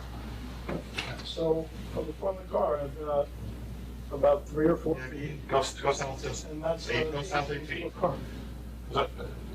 I'm going to, now this, again, this. Go to the next unit. This hatched area is the front bumper. Exactly, so if the front bumper is overhanging into that space, it can't make the turn. There's about 3 or 4 feet between It's the not front 3 or 4 bumper. feet. Take a look at your hatch, take a look at your hatching past the solid line. All right, well, we can take a look. I don't want to waste the board's time with it, because I'm going to sit down with you, and I'm going to get it That right. would be the best thing if we could Yeah, get together. because- But the bottom line is you're always trying to balance just paving the world. Oh, I having understand that. 50-foot wide super highways everywhere with being able to gain access, which we're fully Mm-hmm. confident. These truck simulation programs are conservative. They show a very conservative route, and typically they can turn a little tighter than what you show here with some maneuvering. So, Remember, these are volunteer departments, not paid departments. These guys don't drive that truck every day. Right. There's a lot of differences with the civilians and all that We've going looked at on. ones a lot of times. I'm actually pretty good at this, Dave. No, I agree, but these are also volunteers that are gonna be running to burning buildings. If they can get there. If the truck is bumpy. If they can get there. But I understand, there's nothing about this plan that says they can't get there. I'm telling you, they can't get there. That's. So, If you read the state building code, it's my responsibility to make sure that, not his, not yours, not theirs. But I think I the also thing to have- remember too is that it sounds like they've already had a bad experience already, so I understand it kind of the Yeah, nervousness and of. Dave, just continuity. The state building code charges me with the decision. I have the flexibility to be less than it. Nobody else, not the planning board, nobody else. So you have to convince me, and I have to convince the fire department that this is okay. So it's not, that decision isn't this board's. Read the New York State building code. Right now, that decision's not theirs. I agree, I agree. I just don't want to waste, I don't want to waste the applicant's time, I don't want to waste the board's time on this. I want to make sure you understand Totally publicly. understand, and as long as this meets the code, I'm happy to talk to you about that. I also have, It doesn't at this time. I also have another question. If It's there's, design principle. if there's a deed for a mutual aid fire truck, I believe Tarrytown has the largest one. Is that one going to be able to get around the complex? We can check. I'm not sure off the top of my head what the size of the truck is. And then my only other concern is when you're exiting down on the bottom, Yeah. it's leaving the roadway. It's expanding, it's exceeding over the roadway. And then when you're coming back out on the turn, You mean you're this going one, over, this way? no, up. Right there, yeah. There Again, that's another. and south from there. No, south. So. No, it's coming around the corner there. Here? Yeah. It's, well, the overhang. Yeah, but we have to make sure the plantings, the trucks. Yeah, well, we do that. We take it, I mean, No, our firm takes the fire prevention very seriously too. Yeah. And I'm with you, I'd like to get together and just go over it and make Okay. sure it all works. Not Now, are confident it we does, insisting we on a two-way? should. Because that would solve a lot of the problems. Doesn't matter, however you want, one Yeah. way, doesn't matter. And we have room to adjust the center. Yeah, I just want to make it as comfortable as possible. I mean, We the have plenty idea of room was, to adjust the center. yeah, the idea was that, you'd have circulation, people could leave in either direction. You can all, this is a one-way road here, but Yeah.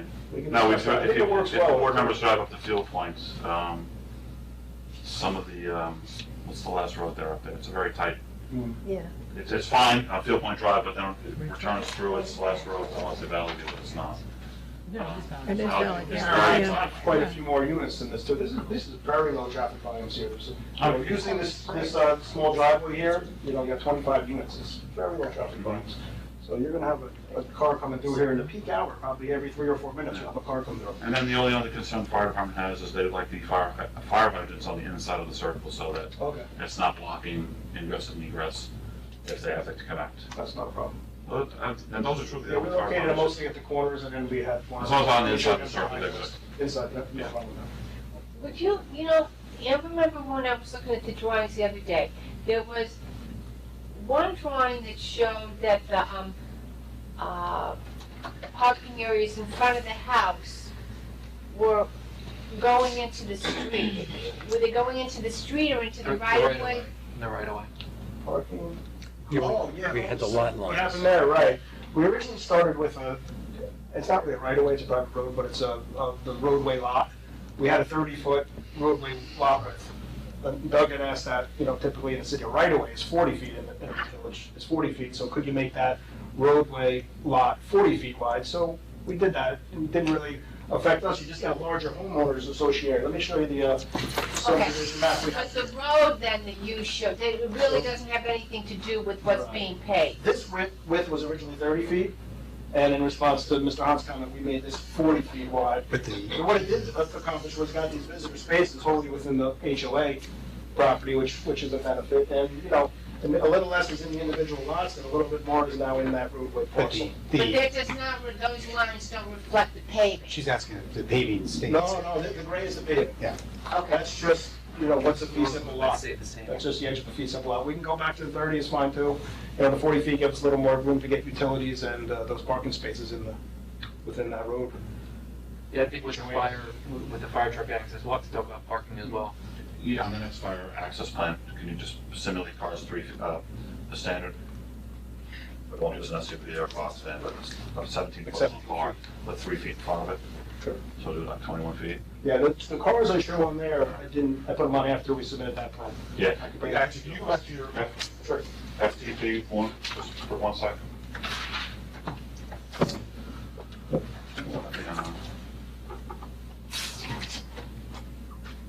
Okay. Something didn't line up, These cars were not on the version Yeah, no, that we had to match as a thought for the graphic. Without any issue with trucks? Vans? That's why I was doing 17 feet for the service vans to fit in the driveway, with the 3 feet. The service van is typically, I think, 18 feet. And these, And they're really close to being tight.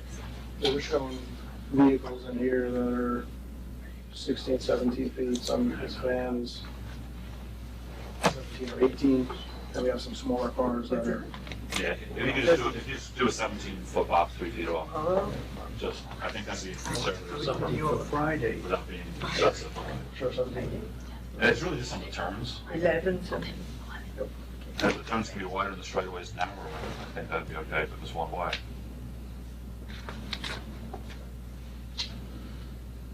Yeah, we widened some of these radii Yeah. to 53 feet on the inside, or on the outside. All right, that'd be great. We'll get together, we can work through that.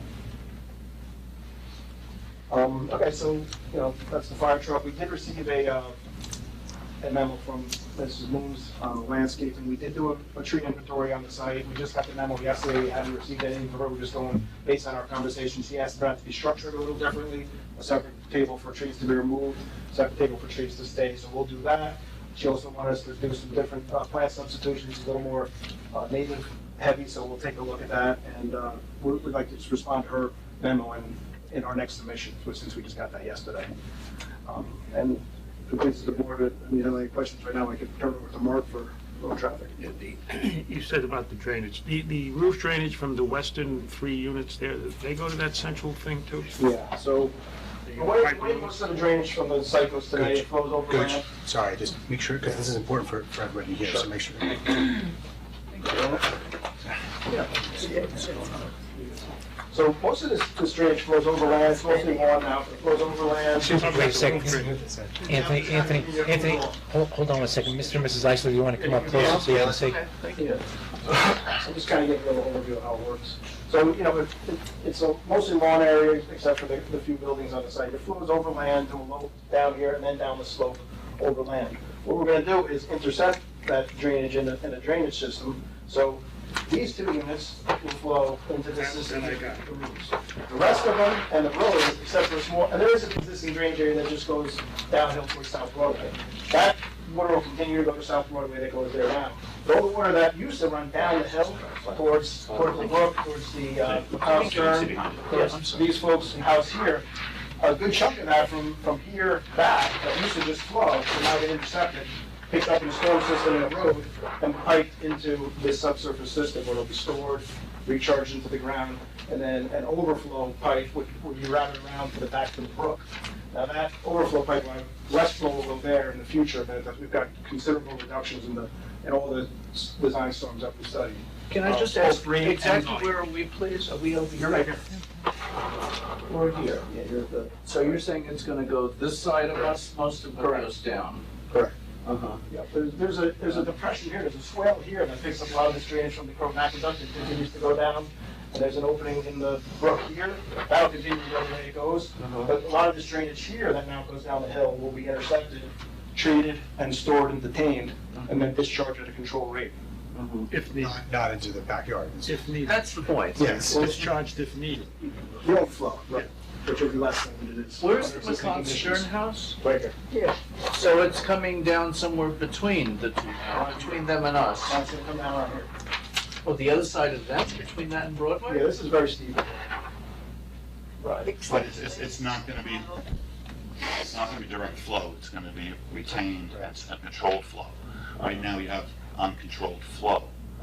So they're taking from their property, not from the aqueduct. They're taking the flow that now concentrates from the McCon Stern house to your house, and they're just changing the flow of it to between the McCon house and South Broadway. I don't really see that happening because we are directly below. You're still gonna have the hill, you're still gonna have the hill above your house washing down onto your property, because they don't have to, and they shouldn't change that, but what you're gonna have is all the surface water on the field that runs to the hill and then runs down over the hill, removed from that flow from your property. Does that make sense? I'm just trying to Come make down. As As they explained it, it comes down That's the other supposed side, to. yeah. Well, Okay. yeah, but, Yeah, so- yeah, there's water that goes there today, under future conditions it would be less. There are, water flows by riparian rights all over, and that's just, God intended some water to go places. You try to, when you redevelop something, you just make sure you don't exacerbate that situation and make it worse. In this case, we're gonna be able to have some improvement. And construction won't unsettle the earth? Well, we're required to make sure we have sediment erosion control, we'll have silt fence, we'll have diversion swales, we'll have all things to make sure that that gate stays in place. The property owner is responsible to make sure that there's no transport of sediment off the site. You mean the property up the hill, that the owner has to, yeah. Correct. Well, anything that's disturbed. Yeah. Right. And that's handled later in the process, once they get the layout set up. So you'll see that, but not for another month or two. We submitted well, never mind. Mike, did you want to talk about the traffic? Talk about traffic and parking a little bit?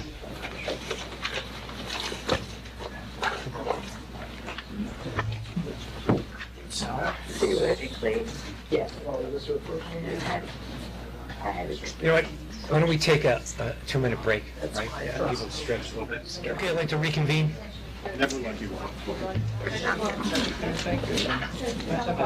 Go ahead. It's a good thing you're using this. No, no, it's-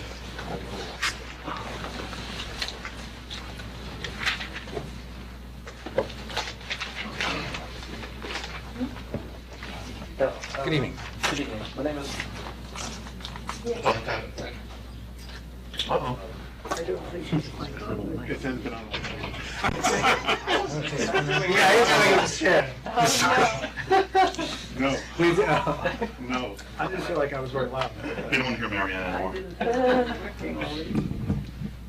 Really? Good evening. There we go. Yeah, I don't think it's been on. It was. It's working, some sort of. Good evening. My name is Mark Petro from JMC. Just here to talk about the project and in regards to the traffic related to the development. We have provided a traffic study which has been reviewed by your traffic consultant, AKRF, which we just received the consultant memo late this afternoon. We will provide written responses to those comments in our next submission.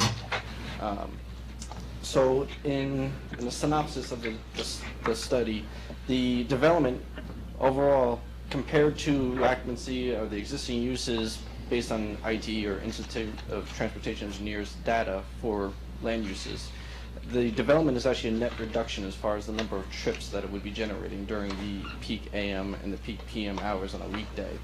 You're looking at a reduction of 15 total trips and 15 total trips in the peak AM hour and 12 total trips in the PM Excuse weekday me, hour. a reduction from what?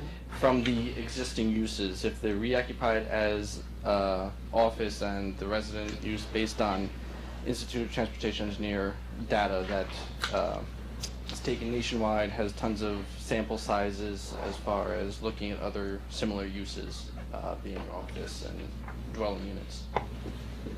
I don't think traffic was ever a high volume from that site, even when it was the Foundation for Economic Education, but, okay.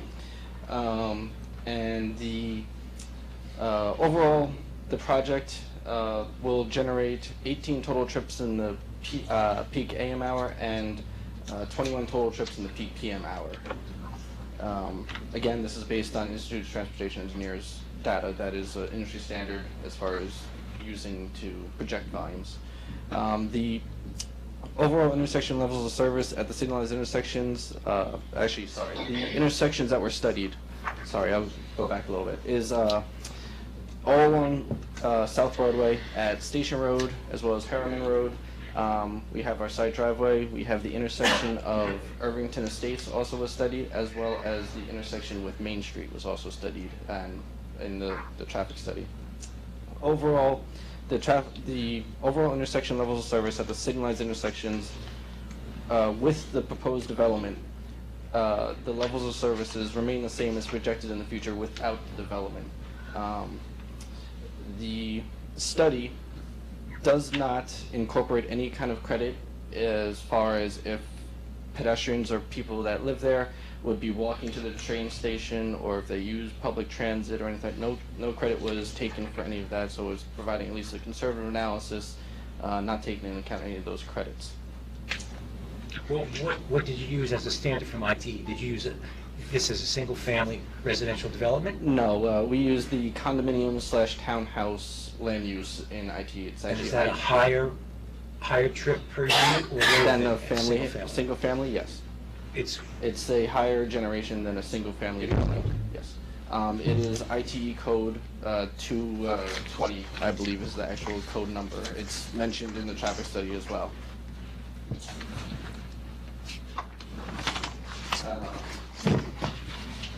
So then, wanted to move forward and talk about the accesses on the onto South Broadway.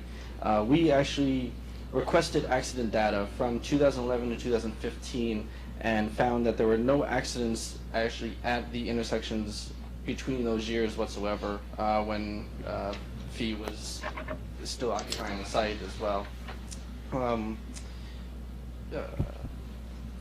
then additionally, we provided site distance drawings also in the traffic study. This is one at the side driveway as you would be looking towards Main Street, being up here. And the site distances on the drawings depict the AASHTO guidelines that are in there. So what's shown in red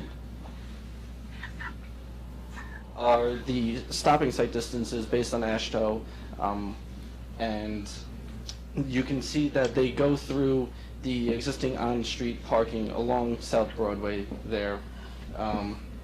We did, in the study, recommend the potential of some enhancements to this site distance, which are shown in the lower view on this drawing here, which the potential improvements include the striping areas, which actually allow the vehicle to come out into Route 9 and get a better visibility looking up towards Main Street, as well as the potential removal of 5 parking spaces in that area. We don't believe it's necessary, but if any removal were to be done, so chosen by the board, it would enhance the visibility in this area. To the left. Are the spaces to be removed to the left? Yes, correct. So Right, okay. those right there. I can't see it. Sorry. Yeah. These spaces right here. So 5 from the side driveway going towards Main Street. So are you, just clarify a bit, are you saying that you are recommending that, but that it isn't necessary, or are you saying that it is necessary to remove those 5 spaces? No, we don't To get adequate sight. feel it's necessary. We have thought of other alternatives, since it's probably less desirable to remove them. Local businesses might use them or something. We have thought of a potential alternative that the town might, the village might consider is potential restriction of time periods when the parking in those areas is available. So maybe restricting it so that it's outside of the peak hours on a weekday or the weekend, so that you don't have any kind of impediment potentially during those hours. So, but otherwise, there's been no history of accidents currently in this area at these locations, so we don't feel it's necessary. Well, you know, see, I believe my comment the last time regarding the accidents wasn't just at the driveway of feet, because I didn't expect that there's going to be any accidents there, because there's hardly anything, if any vehicles coming out of there. My concern was at what's going on, like at the Irvington Estates, right next door. I mean, because there you have an active driveway with, a number of vehicles coming in and out, and also what's it, Secor Lane? Sycamore Lane. I mean, what's the accident history, not just at the Feet driveway, but between Station Road and Broadway? We can provide I'm sorry, that. Station Road and Main We Street. don't have that information handy. We'll obtain that. And then not only what's the accident history, what's the cause of the accident? I mean, in what direction were the vehicles going when the accident occurred? Were there any pedestrians involved in any of these accidents? Sure.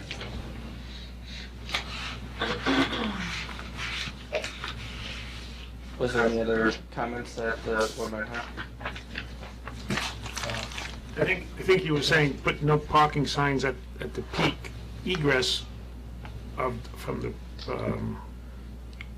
project, and allow parking during the peak business time.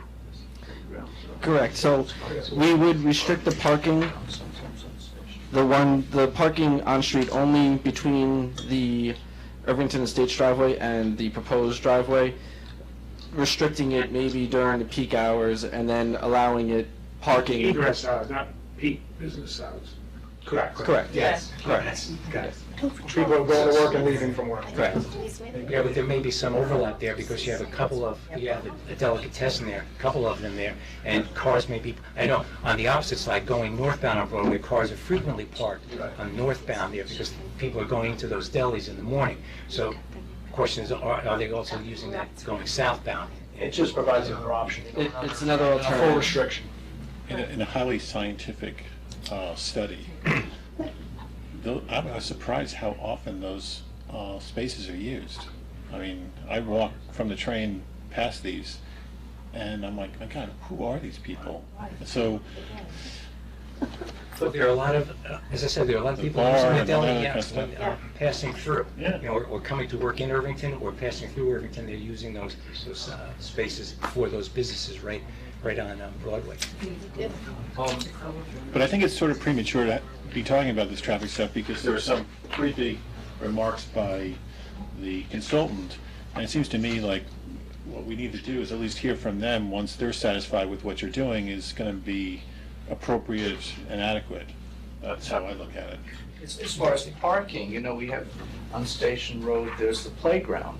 And sometimes in the nice weather, that's very crowded and it's hard to park there. And there is no other place you can park. So it probably wouldn't be good to have any spaces on Broadway removed. That would help them find a place to leave the car, because there's no place else to leave it if all those spaces are taken. Plus all those stores that are on that side. But that's farther up the hill. Nobody can stop there. That's going to impinge on business, which is not my concern, but it would be theirs. So we'll take a look, because I know there was some requests about the accident data and expanding that, and also we do want to have AKRF weigh in. I think that they did issue a memo, but I think we need to have a. Right, yeah, I think we all need to, because we just got it today also, so we'll have to take a look at it and see what has to be done. So I'm not sure that they actually weighed in on any of these issues that we're discussing right now, but we'll check in. No, actually, yeah. They didn't, mostly what they wanted was additional information, and the two issues that they said the board should consider as opposed to them is what the board thinks about eliminating the parking spaces, although I don't think how you feel about eliminating them and where they might be replaced. They did not take a position on safety, whether they should be eliminated or not. They may later, when you provide more information. And then on the roadway, on the width of the roadway, they conceded that that would be, for the village fire officials through AD to determine. But mostly, they want additional data before they can make a recommendations. Yeah, I mean, we would like, not we, but I think JMC would like an opportunity to speak with to AKRF to make sure that we've got everything, they've got everything that they need. We'll respond to their memo. Okay. So outstanding, I know we still have to the visual, which we know is a big part of the analysis, and so we're hoping to, I think we should have that to you certainly by next meeting. Meticulous design in terms of the architecture, so it's taking a little bit longer than we thought. Okay. Can we go back to the site plan? So what, even though you haven't completed the visual analysis, I mean, I think most of us here drive Broadway quite frequently. And again, as we've said in the past, when Continuum was before this board, when I was on the other side, making comments about Continuum, and some people were here on the board. One of the issues was that this site, and we've said it to you too in the past, this site it's both a transition site and it's a gateway site to the village downtown, and to the village proper. And if you look at all the other properties around the Harriman Road, Station Road, Broadway intersection, they are set back considerably far from Broadway.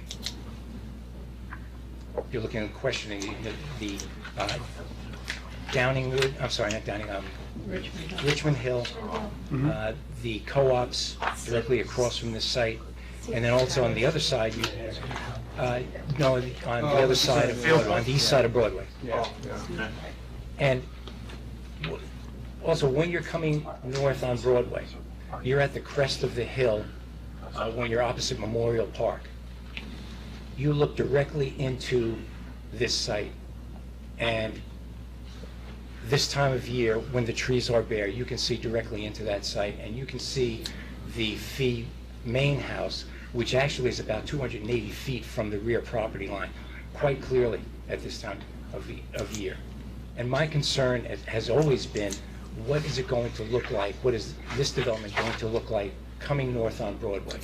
And what you're showing here is you have two buildings on the south side of the property, which I measured them, they're both 100 feet long, and we're talking about, I think, what, 35 feet high? Is what we're talking about? On Is the height of south building? elevation, it's, yeah, allowed by zoning, yeah. That's and there's only 20 feet in between those two buildings. From my point of view, that is two massive structures on the south side of that site. And I've always said, I was never a big fan of that little green area as you come up the main driveway.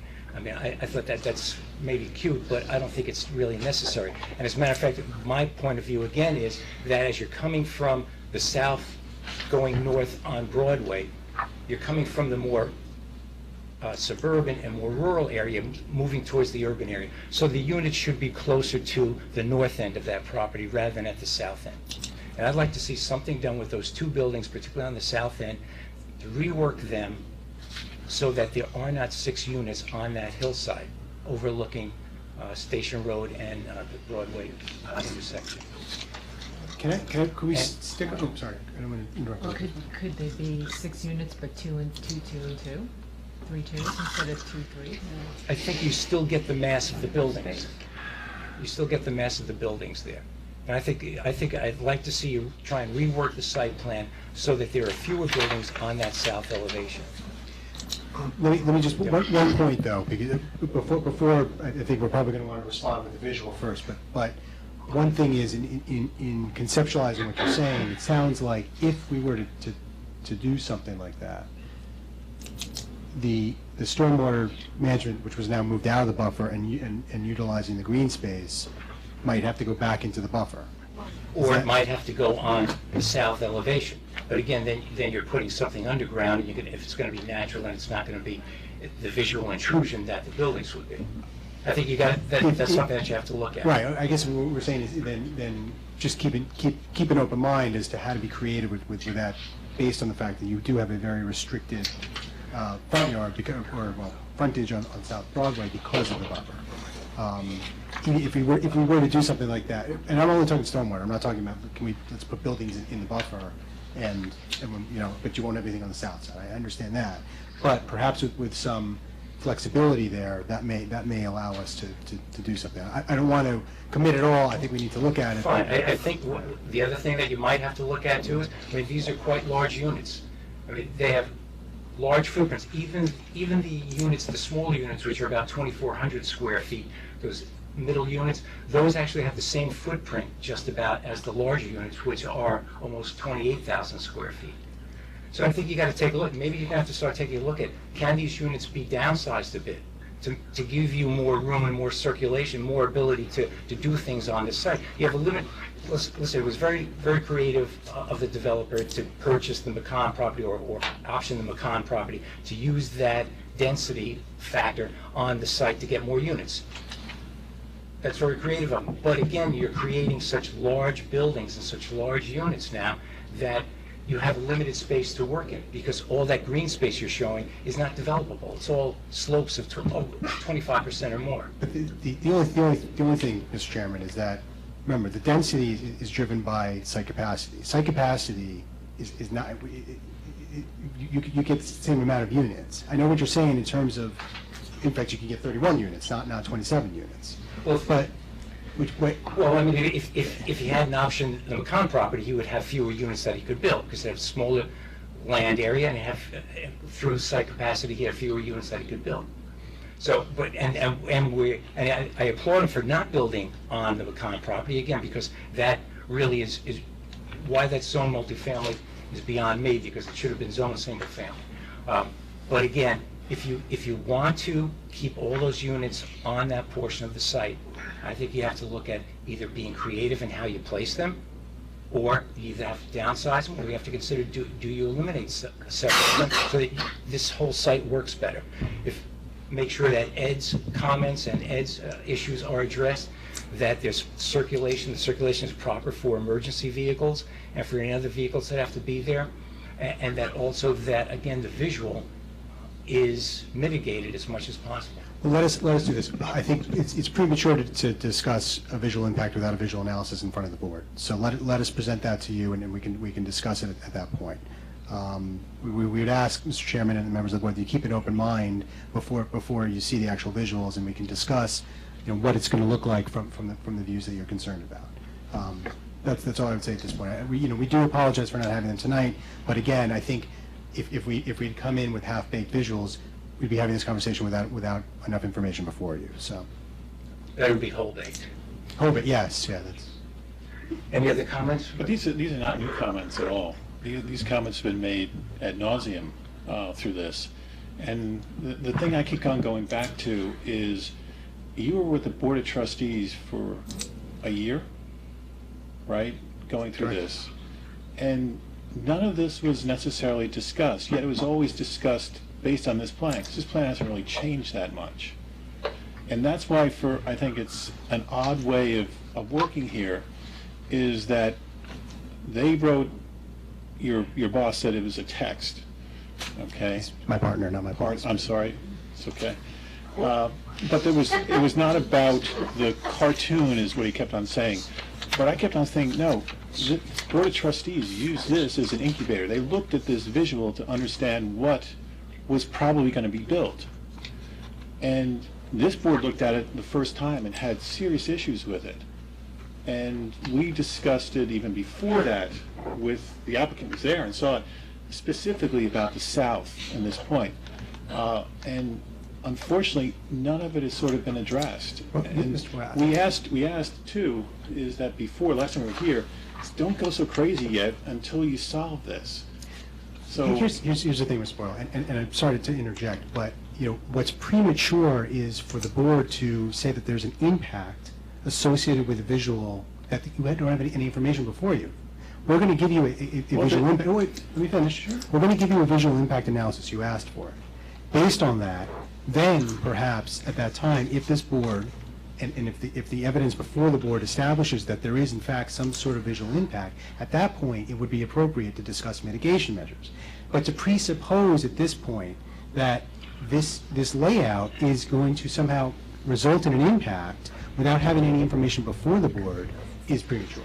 Well, you're thinking that this process hasn't been done before, okay? It hasn't been done before because you haven't had this plan in front of you.